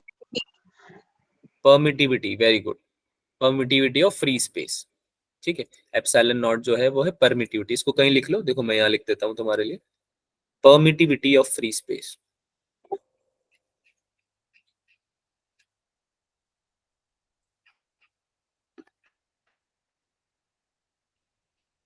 आज के बहुत सारे क्वेश्चन कराने थे पर नवीन सर ने तो बोला आपको पढ़ा दिया है, लगता है आपको नहीं पढ़ाया गया है। कॉलम्स लॉ वेक्टर फॉर्म में भी बचा हुआ है आपका, है ना। चलो, तो कॉलम्स लॉ के बारे में हमें बेसिक बेसिक समझ में आ गया है। अब इसका जो वेक्टर फॉर्म है उसके ऊपर हमने एक क्वेश्चन किया है छोटा सा, उसको क्वेश्चन को समझो पहले अच्छे से, तुमको समझ में आ जाएगा वो भी, है ना, इससे कोई टेंशन लेने की बात नहीं है, समझो ध्यान से। Q1 Q2 Q3 1 कॉलम के चार्ज हमने प्लेस कर दिए तीनों वर्टेक्स पे। यहाँ तक सब क्लियर है? अभी तक लाइफ में सब कुछ इजी लग रहा है, ठीक है। आगे जब सर आपने ये सब बातें बोली सेंट्रॉइड वाली, तब से हमारा जो है हो गया टाइफिस हो गई, समझ में नहीं आ रहा क्या बोल रहे हो। तो देखो, Q1 पॉइंट से Q तक, और Q2 से Q तक, और Q3 से Q तक हमने एक वेक्टर ड्रॉ किया, ठीक है। ये ऐसा दिख रहा है, देखो Q1 है यहाँ पे, Q है यहाँ पे, तो Q से Q1 की तरफ एक फोर्स वेक्टर ऐसे बनेगा, Yes, sir. ऐसे बनेगा इस डायरेक्शन में। ऐसे ही Q, ये Q1 है सॉरी, और ये Q1, ऐसे ही अगर Q यहाँ पे है और Q3 यहाँ पे है, तो Q3 चार्ज की वजह से, Q जो चार्ज है उस पे इस डायरेक्शन में आएगा एक फोर्स, राइट। Yes sir. तो तुमने वेक्टर्स में पढ़ा होगा कि अगर कोई कॉमन पॉइंट पे 120 डिग्री का एंगल बनाते हैं तीन वेक्टर्स, तो उनका सम कितना होता है? पहले तो तुम फॉर्मूले के साथ लिखो, सब लोग लिखेंगे, मैं नहीं, कोई बात नहीं, मैं अब डिस्कस करते हैं इसको, मेरे साथ में लिखो। देखो मुझे ऐसे इरेज कर लेने दो ताकि तुम्हारे जगह बन जाए। ओके, अब लिखेंगे, सबसे पहले हम लिखेंगे force on Q due to Q1, force on Q due to Q1 charge कितना हो जाएगा भाई? K, फॉर्मूला बताओ, अभी अभी पढ़ा है। Q1 Q2 अपन और हाँ, अब इसमें एक तो चार्ज क्या हो गया आपका? एक तो चार्ज हो गया आपका Q1, एक चार्ज हो गया आपका Q, अग्री कर रहे हो, है ना। Yes sir. अच्छा, अगर इस पॉइंट को, ये जो मिड पॉइंट है इसको हम Q बोल दें, मान लो Q बोल दिया मैंने इसको, इस पॉइंट को मैंने Q बोल दिया, और ये ABC ट्राइंगल था अगर, ठीक है, तो ये AQ का स्क्वायर हो जाएगा, किसी को कोई तकलीफ? अगर इस पॉइंट को मैंने Q बोल दिया तो ये डिस्टेंस का स्क्वायर होता है ना, सेपरेशन का स्क्वायर होता है।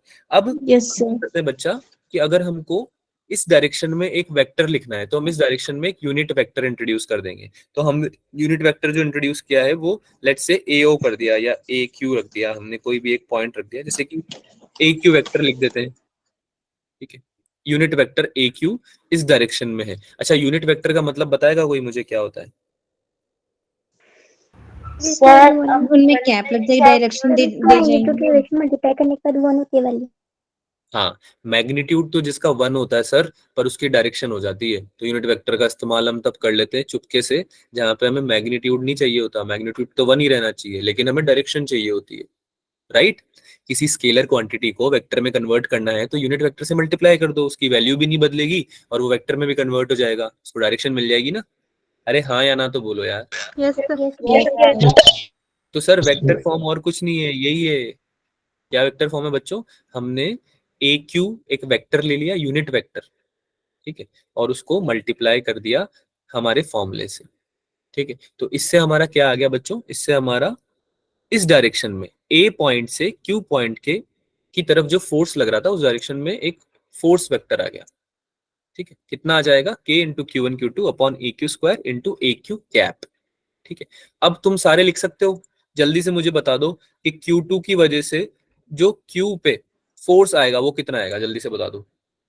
K Q Q K two Q Q2 K by Q Q plus Q2 by BQ square BQ से DQ cap.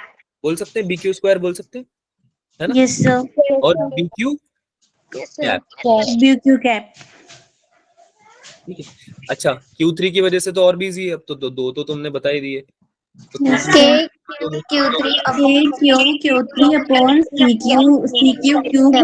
CQ cap, K into Q3 upon CQ square CQ into, square CQ cap, सही है, यहाँ तक सब सही है, yes sir, ठीक है। यस अब सर, क्वेश्चन रब कर रहा हूँ मैं, ठीक है, आई होप सबने क्वेश्चन नोट कर लिया होगा, उसको ऊपर हम सॉल्व करते हैं। बेटा म्यूट रख लो, आंसर देते वक्त अनम्यूट करना है केवल, ठीक है, वरना क्लास में डिस्टरबेंस हो जाएगी। चलो, तो अब हमको क्या करना है भाई, अब हमको सिंपल ऐड करना है, यही तो निकाल रहा है हमसे, यही तो बोल रहा है कि नेट फोर्स कितना हो जाएगा, यही तो पूछ रहा है हमसे, है ना। तो हमको क्या करना है, सिंपल ऐड करना है बस, ठीक है, F1 plus F2 plus F3 ये निकालना है, ठीक है। वेक्टर लिख देते हैं, वेक्टर ही तो है ये, तो फर्स्ट वाला तो हो जाएगा।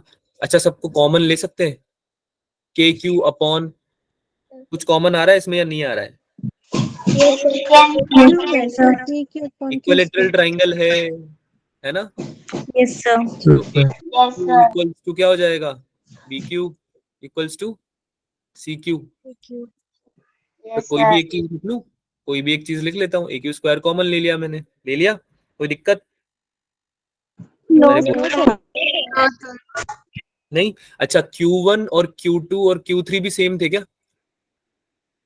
यस सर, यस सर, यही तो ड्रिल है, Yes, सेम थे sir. ये, है ना, सेम थे, तो हम इन तीनों को भी सेम ले सकते हैं, तो क्या मैं Q1 Q2 Q3 को कोई भी एक चार्ज ले लूं, yes sir, yes sir, Q1 ले लेता हूँ, दैट से एक ही बात है ना। तो K into Q one common ले लिया, अब मुझे केवल यूनिट वेक्टर से मल्टीप्लाई करना है, जैसे कि A Q cap plus B Q cap plus C Q cap, यहां तक सब क्लियर है, क्या आप लोग मेरे साथ हैं यहाँ तक। यस सर, अब जैसे कि मैंने बताया, तीन वेक्टर्स अगर 120 डिग्री के एंगल पे होते हैं, ठीक है, तो उनका जो समेशन होता है बच्चा, इन तीनों का जो वैल्यू होगा वो कितना हो जाएगा, बताओ। 360, जीरो बच्चा, जीरो, इसको सॉल्व करेंगे क्लास में। अब ये इसको आपको वेक्टर जो आपकी क्लास हुई थी बचपन में जब आपने पढ़ा था, तो आपको रिवाइज करके आना है, इसलिए मैं बोल रहा था कि एक बार वेक्टर्स का रिवीजन होगा तब हम इसको पढ़ पाएंगे फिर से, ठीक है। तो अभी के लिए आपको क्या समझना है कि जो आंसर आपका आएगा वो आएगा जीरो, ठीक है। ये याद होना चाहिए था तुम लोगों को, पर किसी को याद नहीं है, इसलिए मैं बोल रहा हूँ कि एक बार रिविजन करके आना, कोई बात नहीं। तो अभी तो इसका जो आंसर है वो नोट कर लो, जीरो, अगली क्लास में फिर से डिस्कस करेंगे ये, ठीक है, और इस टाइम पे आप बताओगे कि कैसे, ठीक है। चलो आगे चलते हैं, यस सर, नेक्स्ट क्वेश्चन लिखेंगे। अच्छा, किसी को कोई डाउट है क्या, क्या हो गया, आवाज क्यों एकदम से कम हो गई तुम लोगों की, क्लास में पहले तो बढ़िया आवाज आ रही थी, आवाज क्यों कम हो गई, बोलो। Seven. नहीं बेटा, नो अगर सर, अगर तुम जवाब नहीं दोगे तो मुझ सर को लगेगा कि सब चले गए हैं, सब सो रहे हैं, फिर पढ़ाने का क्या मतलब, absolute no permit. Sir, sir अभी आप क्वेश्चन पूछो फिर देते हैं हम जवाब। अच्छा, ये सही लगा मुझे, ये बिल्कुल ड्रिल सही लगी मुझे। चलो फिर क्वेश्चन देते हैं जल्दी से, है ना, लिखो क्वेश्चन, लिखो फिर जल्दी से इस बात पे। फोर चार्जेस, डिक्टेट करने से काम नहीं चलेगा क्या, लिखवाना पड़ेगा, चलो लिखवा देते हैं, सर डिक्टेट करवा दो, हम लिख लेंगे। डिक्टेट करवा दूं, चलो बहुत ही बढ़िया बात है। Four charges equal to minus Q, चलो लिख भी देते हैं साथ में, कोई बात। फोर चार्जेस इक्वल टू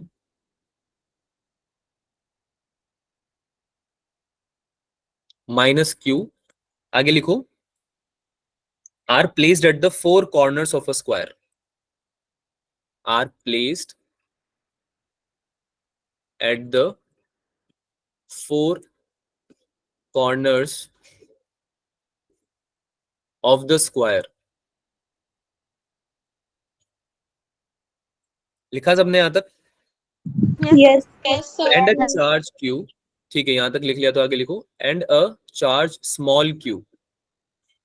पहले कैपिटल क्यू लिया था, अब स्मॉल क्यू ले रहे हैं, ठीक है। And a charge small Q is at the centre. वही क्लासिक क्वेश्चन, सेंटर पे लिख दिया हमने उसको, है ना, एट द सेंटर, बीच में रख दिया एकदम। बहुत ही बढ़िया बच्चे मिले हैं मुझे, सब लोग काफी इंटरेस्ट ले रहे हैं, बहुत बढ़िया बात है ये, ठीक है। If the system is in equilibrium the value of Q is what.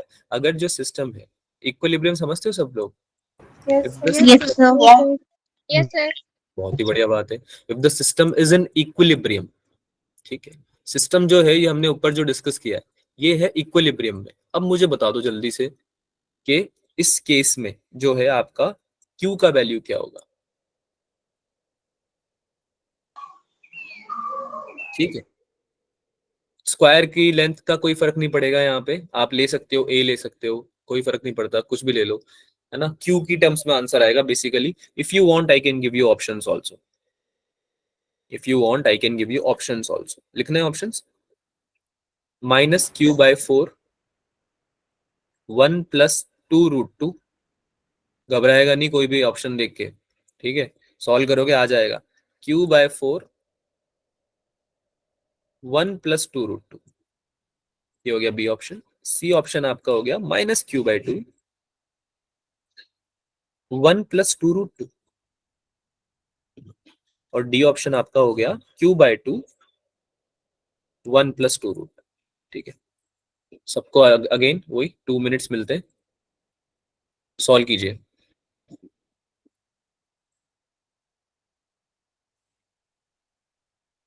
देखते हैं कि आप लोगों ने कितना समझा है अभी तक।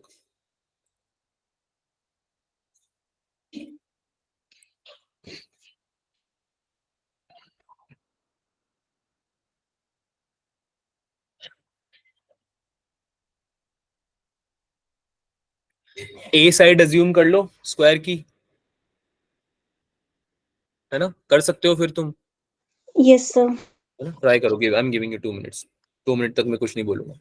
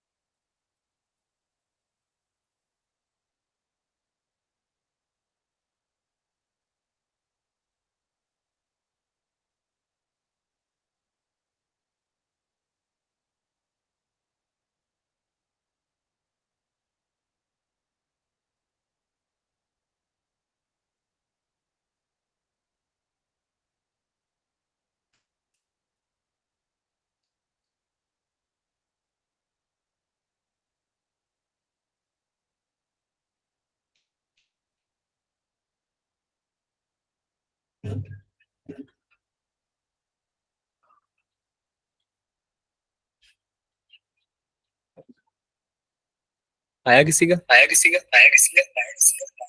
अरे अनम्यूट नहीं करना।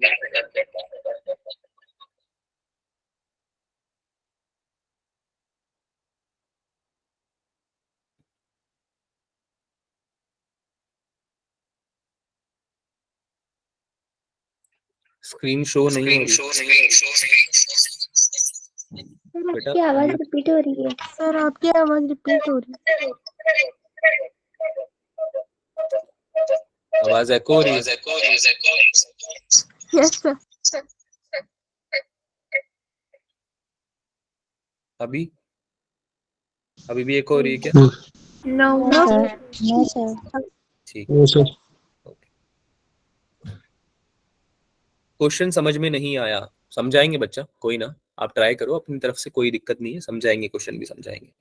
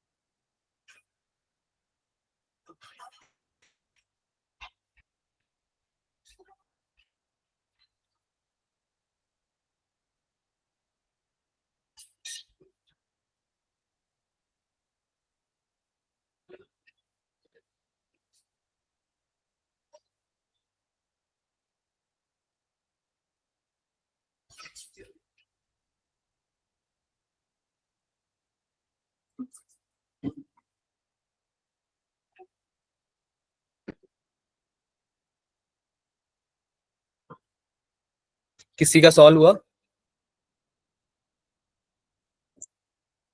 किसी का सॉल्व हुआ बच्चों? No sir. No sir. No sir. No sir. अरे ऐसे कैसे?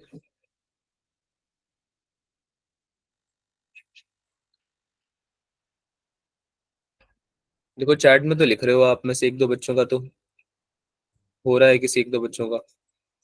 अच्छा डायग्राम बना सब लोगों का? अच्छा अगर डायग्राम बता दूंगा तो ट्राई करोगे सॉल्व करने का? क्या बोलते हो? Yes sir. Yes sir. चलो डायग्राम Yes, बनाते हैं, sir. डिस्कस करते हैं इसको। देखो एक स्क्वायर है, ठीक है, 4 चार्जेस हैं जो कि प्लेस्ड है स्क्वायर पे। थोड़ा रेक्टेंगल की तरफ अप्रोच कर रहा हूं मैं, रुक जाना चाहिए मुझे, है ना? स्क्वायर बनाना है हम, ठीक है। स्क्वायर ले लिया हमने एक, ठीक है। स्क्वायर की चारों साइड सेम होती है, लेट्स से इसकी जो है साइड है ए।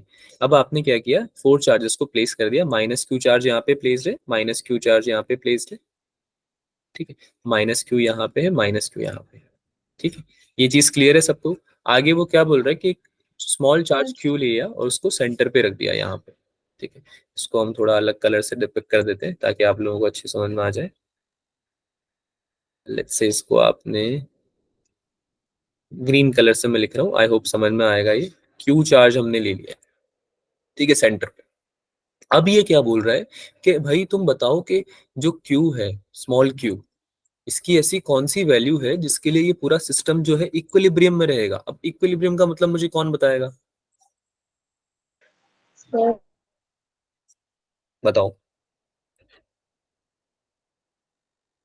अब इक्विलिब्रियम का मतलब तो बताना पड़ेगा ना बच्चा, वरना फिर आगे प्रोसीड कैसे करेंगे हम क्लास में, बताओ।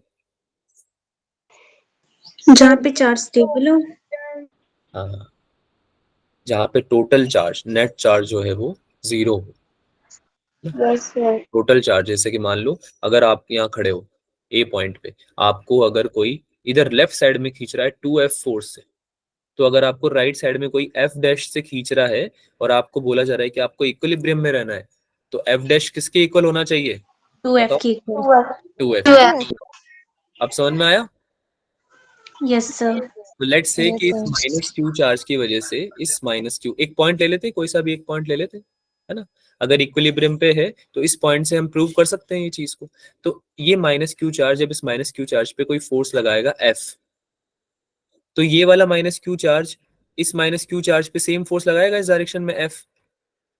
Yes sir. एग्री कर रहे हैं इस बात से? सब लोग अग्री कर रहे हैं, ठीक है। यस। तो यहाँ पे सर। इक्वल चार्ज आ जाएगा F/2, ठीक है।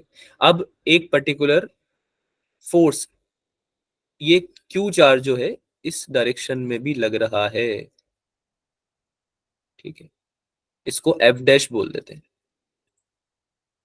क्लियर है सबको? ठीक है। अब इस ए पे क्यू की वजह से चार्ज आ गया, माइनस क्यू एस की वजह से चार्ज आ गया, इसकी वजह से आ गया, क्या इसकी वजह से नहीं आएगा? ये सी पॉइंट फिर पे जो आएगा। चार्ज आएगा ना, इसकी वजह से भी आएगा, तो इसको भी ओके कनेक्ट, यस सर। है ना। इसने क्या बिगाड़ा है? इसको थोड़ी ना हम गेम से बाहर ऐसे रख सकते हैं, उसको भी तो खेलेगा बेचारा, तो उसकी वजह से भी एक फोर्स आएगा। अब सोच के बताओ कैसे इसको सॉल्व कर सकते हैं। तुमने बोला था, आप लोगों ने मुझे बोला था सर डायग्राम बता दो, अगर आप हमें डायग्राम बता दोगे तो हम सॉल्व करके बता सकते हैं। तो मैं दे रहा हूं तुम्हें 2 मिनट, फिर से इसको क्वेश्चन को लास्ट क्वेश्चन रख लेंगे क्लास का, ठीक है। बाकी question will discuss in the next class, no problem in that, but this question you need to solve, क्योंकि ये बेसिक्स बनाएगा आपके, अगर ये सॉल्व सर कर हम लिया। एक ट्रायंगल बोलो। सर हम मतलब 2 ट्रायंगल हो गए अभी, तो ट्रायंगल को अज्यूम करके पाइथागोरस थ्योरम अप्लाई कर सकते हैं क्या?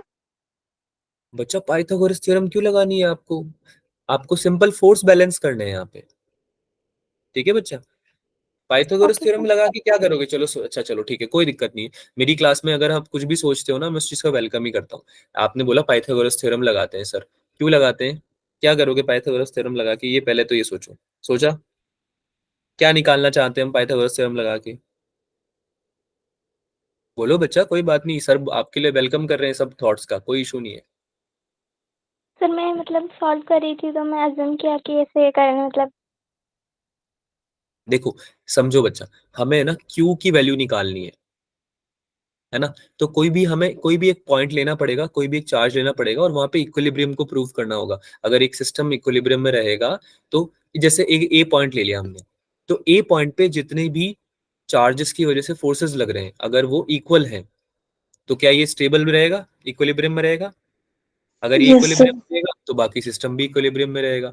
तो हमें क्या करना है, कोई भी एक पॉइंट उठाना है, तरीका बता रहा हूँ मैं आपको सॉल्व करने का। कोई भी एक पॉइंट उठाओ, ए पॉइंट उठा लिया जैसे आपने, ए पॉइंट को पिक करने के बाद आप क्या करोगे, उस पॉइंट पे आप सारे फोर्सेस को क्या कर दोगे, इक्वलाइज कर दोगे, कंजर्व कर दोगे, है ना। उस डायरेक्शन, उस चार्ज पे जिन भी चार्जेस की वजह से जो भी फोर्स लग रहे हैं उसको इक्वलाइज कर दोगे, इक्विलिब्रियम आपको प्रूव हो जाएगा उस चीज से, ठीक है। तो जल्दी से कर दो अब।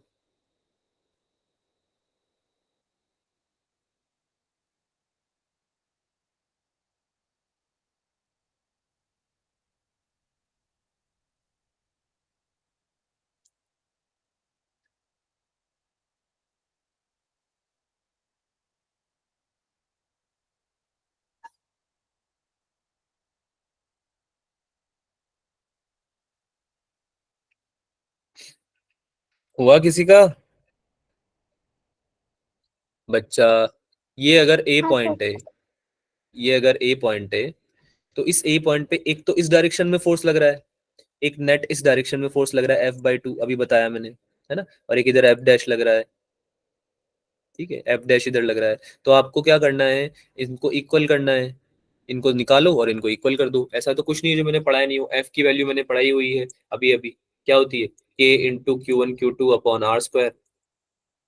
अब इसमें बस ये आइडेंटिफाई करना है तुमको कि इसमें Q क्या है और R क्या है।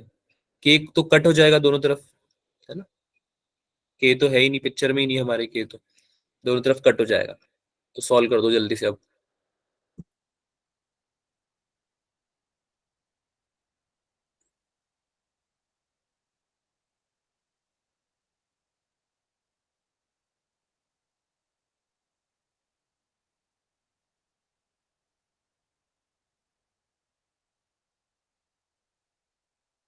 क्यू चार्ज पे निकालना है हमको, वैल्यू क्यू चार्ज की निकालनी है, याद रखना सब लोग इसको, ठीक है, स्मॉल क्यू चार्ज की।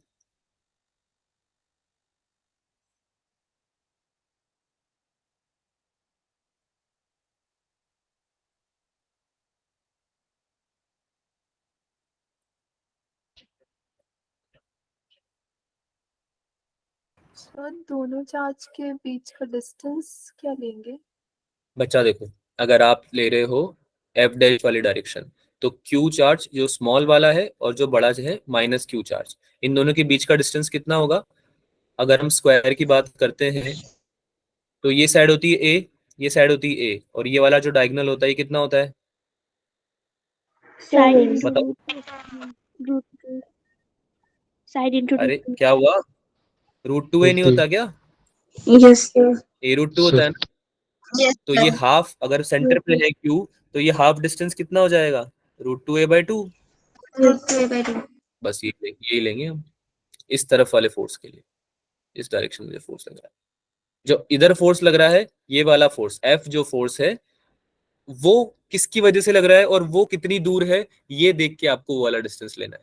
ठीक है, समझ में आया? अच्छा, सॉल्व कर दूं क्या मैं? Yes sir. यस बोले सर थक गए, अब सॉल्व कर दो आप। चलो ठीक है, सॉल्यूशन देख, सब लोग सॉल्यूशन देख लो इसका। ठीक है, क्वेश्चन रब कर दूं? यस सर रब कर दूं? Yes sir. Clear? ठीक है, इसमें सॉल्यूशन करते हैं।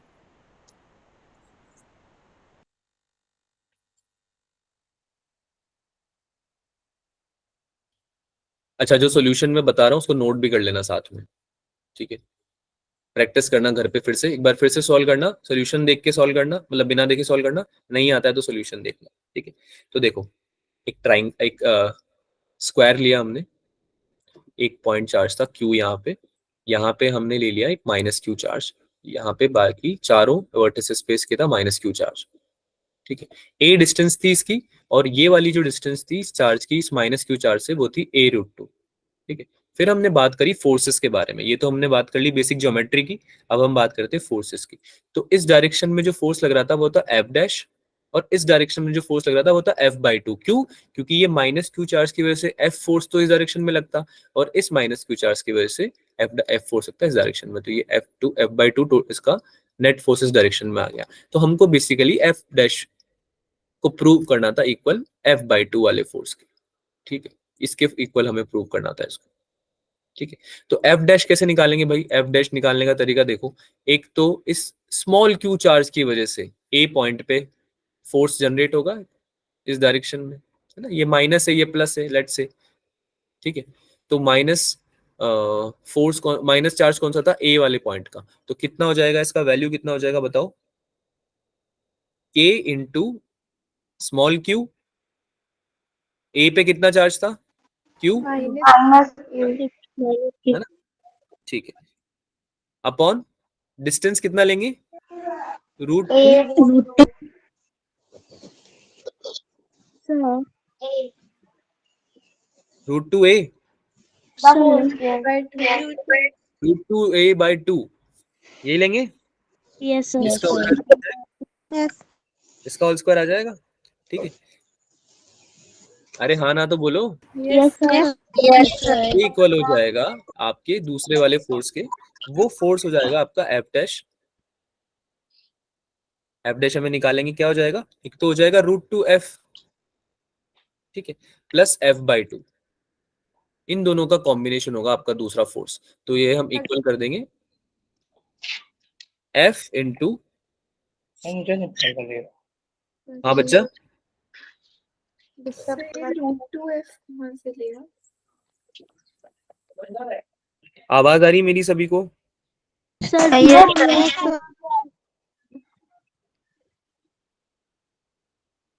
बेटा मेरी आवाज आ रही है? मुझे आप लोगों की आवाज नहीं आ रही है। सर आ रही है। हाँ, अभी आ रही है आवाज? यस एक तो हमने, हाँ तो सुनो, सब लोग सुनो, एक हमने इस डायरेक्शन में फोर्स लिया, ठीक है, इसको हम बोल देते हैं F1, और एक इस डायरेक्शन में फोर्स लिया F2। ठीक है, तो एक हमने निकाला, जो फोर्स हमने निकाला वो हमारा क्या आया? F/2 plus √2F। अब ये देख के मुझे बताओ कि ये मैंने F1 निकाला या F2? कौन बताएगा? F/2 plus √2F।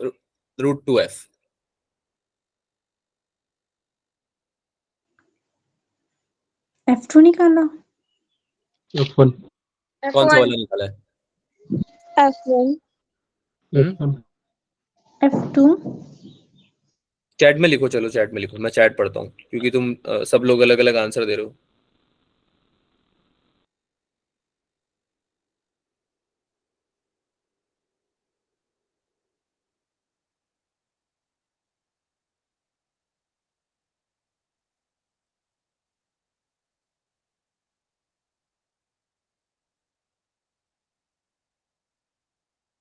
ठीक है, तो एक तो इस डायरेक्शन में जो फोर्स हो जाएगा, एक तो हो जाएगा √2F, ठीक है, प्लस आपका हो जाएगा f/2, ठीक है।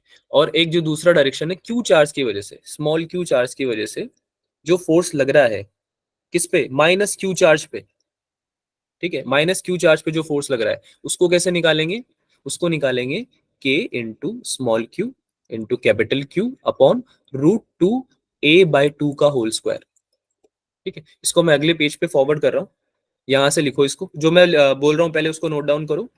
Q into capital Q upon √2a/2 का होल स्क्वायर, ये तो हो गया आपका स्मॉल Q चार्ज की वजह से। इसको हमें किसके इक्वल करना है, इसको हमें इक्वल करना है √2f प्लस f/2 के, ठीक है। इसको हम सॉल्व करते हैं तो कितना आ जाएगा, f इंटू √2 प्लस 1/2, है ना। अब f की जो वैल्यू है वो निकालनी है, तो हमारे स्क्वायर में हमने नोट किया था कि एक तो माइनस Q चार्ज था, दूसरा भी माइनस Q चार्ज था। तो A पॉइंट पे और ये D पॉइंट पे, तो A पॉइंट पे जो फोर्स लग रहा था इसकी वजह से, उसको हमने F बोला था, याद आ रहा है सबको। एक स्क्वायर किया, में एक D पॉइंट था, एक था A पॉइंट, लेट से, है ना। इस पॉइंट पे भी माइनस Q चार्ज था और इस पॉइंट पे भी माइनस Q चार्ज था, तो D पॉइंट की वजह से A पे जो फोर्स आएगा उसको F लिया था। यहाँ तक क्लियर है सब? Yes sir. Yes sir. ठीक है, तो यह F की वैल्यू क्या पुट कर देंगे हम, बताओ। K इंटू, तुम बोलो साथ में बोलो, Q इंटू, Q into दूसरा चार्ज भी यस Q है, सर। Q है, yes K into Q small divided by, अब ये मेन सवाल है, आगे नीचे क्या आएगा, डिस्टेंस क्या आएगा, ए A, ए क्योंकि ये जो यस सर। डिस्टेंस थी दोनों चार्जेस के बीच में सर। कितनी थी, दोनों चार्जेस के बीच में डिस्टेंस कितनी थी, ए एक, ठीक है। मल्टीप्लाई में √2 प्लस 1/2। अच्छा, लेफ्ट हैंड साइड को सॉल्व करके बताओ कितना आया, इस वाले पार्ट को सॉल्व करके बताओ कितना आया। Q hmm sir 2K very good. Capital Q ये एंड स्मॉल Q। तो कट हो गया ना बच्चा, यहाँ भी K था और राइट साइड भी K था, ये तो कट हो गया, ठीक है। K यस तो सर। डिवाइड हो गया एक दूसरे से। अब बताओ क्या आएगा, एक Q से एक Q कट हुआ, यहाँ पे मैं लिख देता हूँ, देखो फिर यस से लिख सर। देता हूँ ताकि आप लोगों को थोड़ा क्लैरिटी से समझ में आ जाए। स्मॉल क्यू अपॉन √2 अपॉन 2 इस K आएगा। से एक कट हुआ, एक Q से कट हो गया, लेफ्ट साइड में बचा स्मॉल Q, है ना। Yes sir. और बताओ क्या क्या बचा, अपॉन सर √2 ऊपर 2 भी आ जाएगा। अपॉन 2। नीचे ये आ जाएगा ए डिवाइड में, 2a² आ जाएगा, यस और यस ये सर डिवाइड बाय कितना ऊपर 4। 4 आ जाएगा, तो ये यस 2 से सर। 2 4 कट जाएगा 2 टाइम्स। क्या मैंने सही किया है गलत किया है, तुम बताओ। सही है। सही है सही है सर। इक्वल टू में क्या आ जाएगा, इधर a की Q बचा था हमारे पास, है ना, Q over A square Q Q over a square multiply में 2 √2 √2 प्लस 1/2।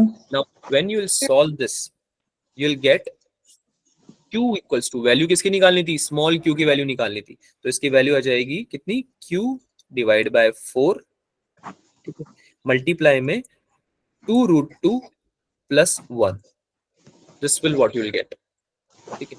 ये कोई ऑप्शन था हमारा, चेक करो दूसरा सर। yes sir. कौन सा ऑप्शन था, ये बी ऑप्शन। B. ऑप्शन, ये आंसर आ गया आपका। अब ये कैलकुलेशन नोट करो, आपका आज का जो क्लास का टाइम है वो अभी खत्म हो चुका है, कैलकुलेशन अभी नोट करके रख लो, ठीक है। इसको फिर से सर सॉल्व करना। हाँ बच्चा, सर जो आपने लिखा है f dash is equals to √2f plus f/2, sir √2f कहाँ से आया? बेटा √2f यहाँ से आया कि अगर आप दो वेक्टर लेते हो, मान लो एक तो ये f वेक्टर हो गया, एक f वेक्टर हो गया, ठीक है। तो जब आप इसका 45 डिग्री पे सम निकालते हो कितना आता है, √2/f। √2/f। बाकी बच्चे बताओ, मैंने इसलिए बोला था वेक्टर रिवाइज करो एक बार पहले पूरा, ठीक है। ये सारे जो क्वेश्चंस है ना, ये बेसिक क्वेश्चंस है, ये हम तभी सॉल्व कर पाएंगे जब आप √2f हाँ √2f, ठीक √2f है। तो सब लोग वेक्टर को रिवाइज करेंगे, होमवर्क लिख लो एक बार, सब लोग होमवर्क लिख लो, क्योंकि अभी क्लास का टाइम ओवर हो गया है ना, तो आपकी अगली क्लास भी होगी। अगली क्लास है कोई, नो सर। कोई बात, होमवर्क लिख लो, रिवाइज वेक्टर्स, इसको नोट कर लो, फिर भूल जाओगे, मैं 2 बार तो बोल चुका हूँ ऑलरेडी। ये रिवाइज करोगे तभी क्वेश्चन सॉल्व हो पाएंगे आगे के, है ना। और ये जो लास्ट का क्वेश्चन है इसको प्रैक्टिस करना है, इसको अगली क्लास में एक बार फिर से डिस्कस कर लेंगे, अगर आपको नहीं आया तो बता देना पहले, ठीक है। क्वेश्चन सबने नोट कर लिया था ये वाला? इसको एक बार फिर से प्रैक्टिस करना, नहीं आएगा फिर से डिस्कस करेंगे, ठीक है। होमवर्क सबने लिख लिया है? अगली क्लास में हम आगे कंटिन्यू करेंगे इलेक्ट्रोस्टैटिक्स को, होमवर्क हम आपका डिस्कस करेंगे, ठीक है। तो अभी के लिए आपके पास यही होमवर्क है कि आपको वेक्टर्स रिवाइज करने हैं और ये क्वेश्चन को फिर से प्रैक्टिस करना है, चलेगा? यस अब बताओ मुझे कोई डाउट है अभी तक? No sir. No sir. Okay ठीक है, चलो आज की क्लास में इतना ही था, ठीक है। Thank you so much everyone, bye bye, I will see you in the next class. Thank you sir, bye sir. Thank you sir. Bye sir. Bye बच्चों, sir bye sir. Thank you sir. Bye bye बच्चा, bye bye. Thank you sir, bye sir.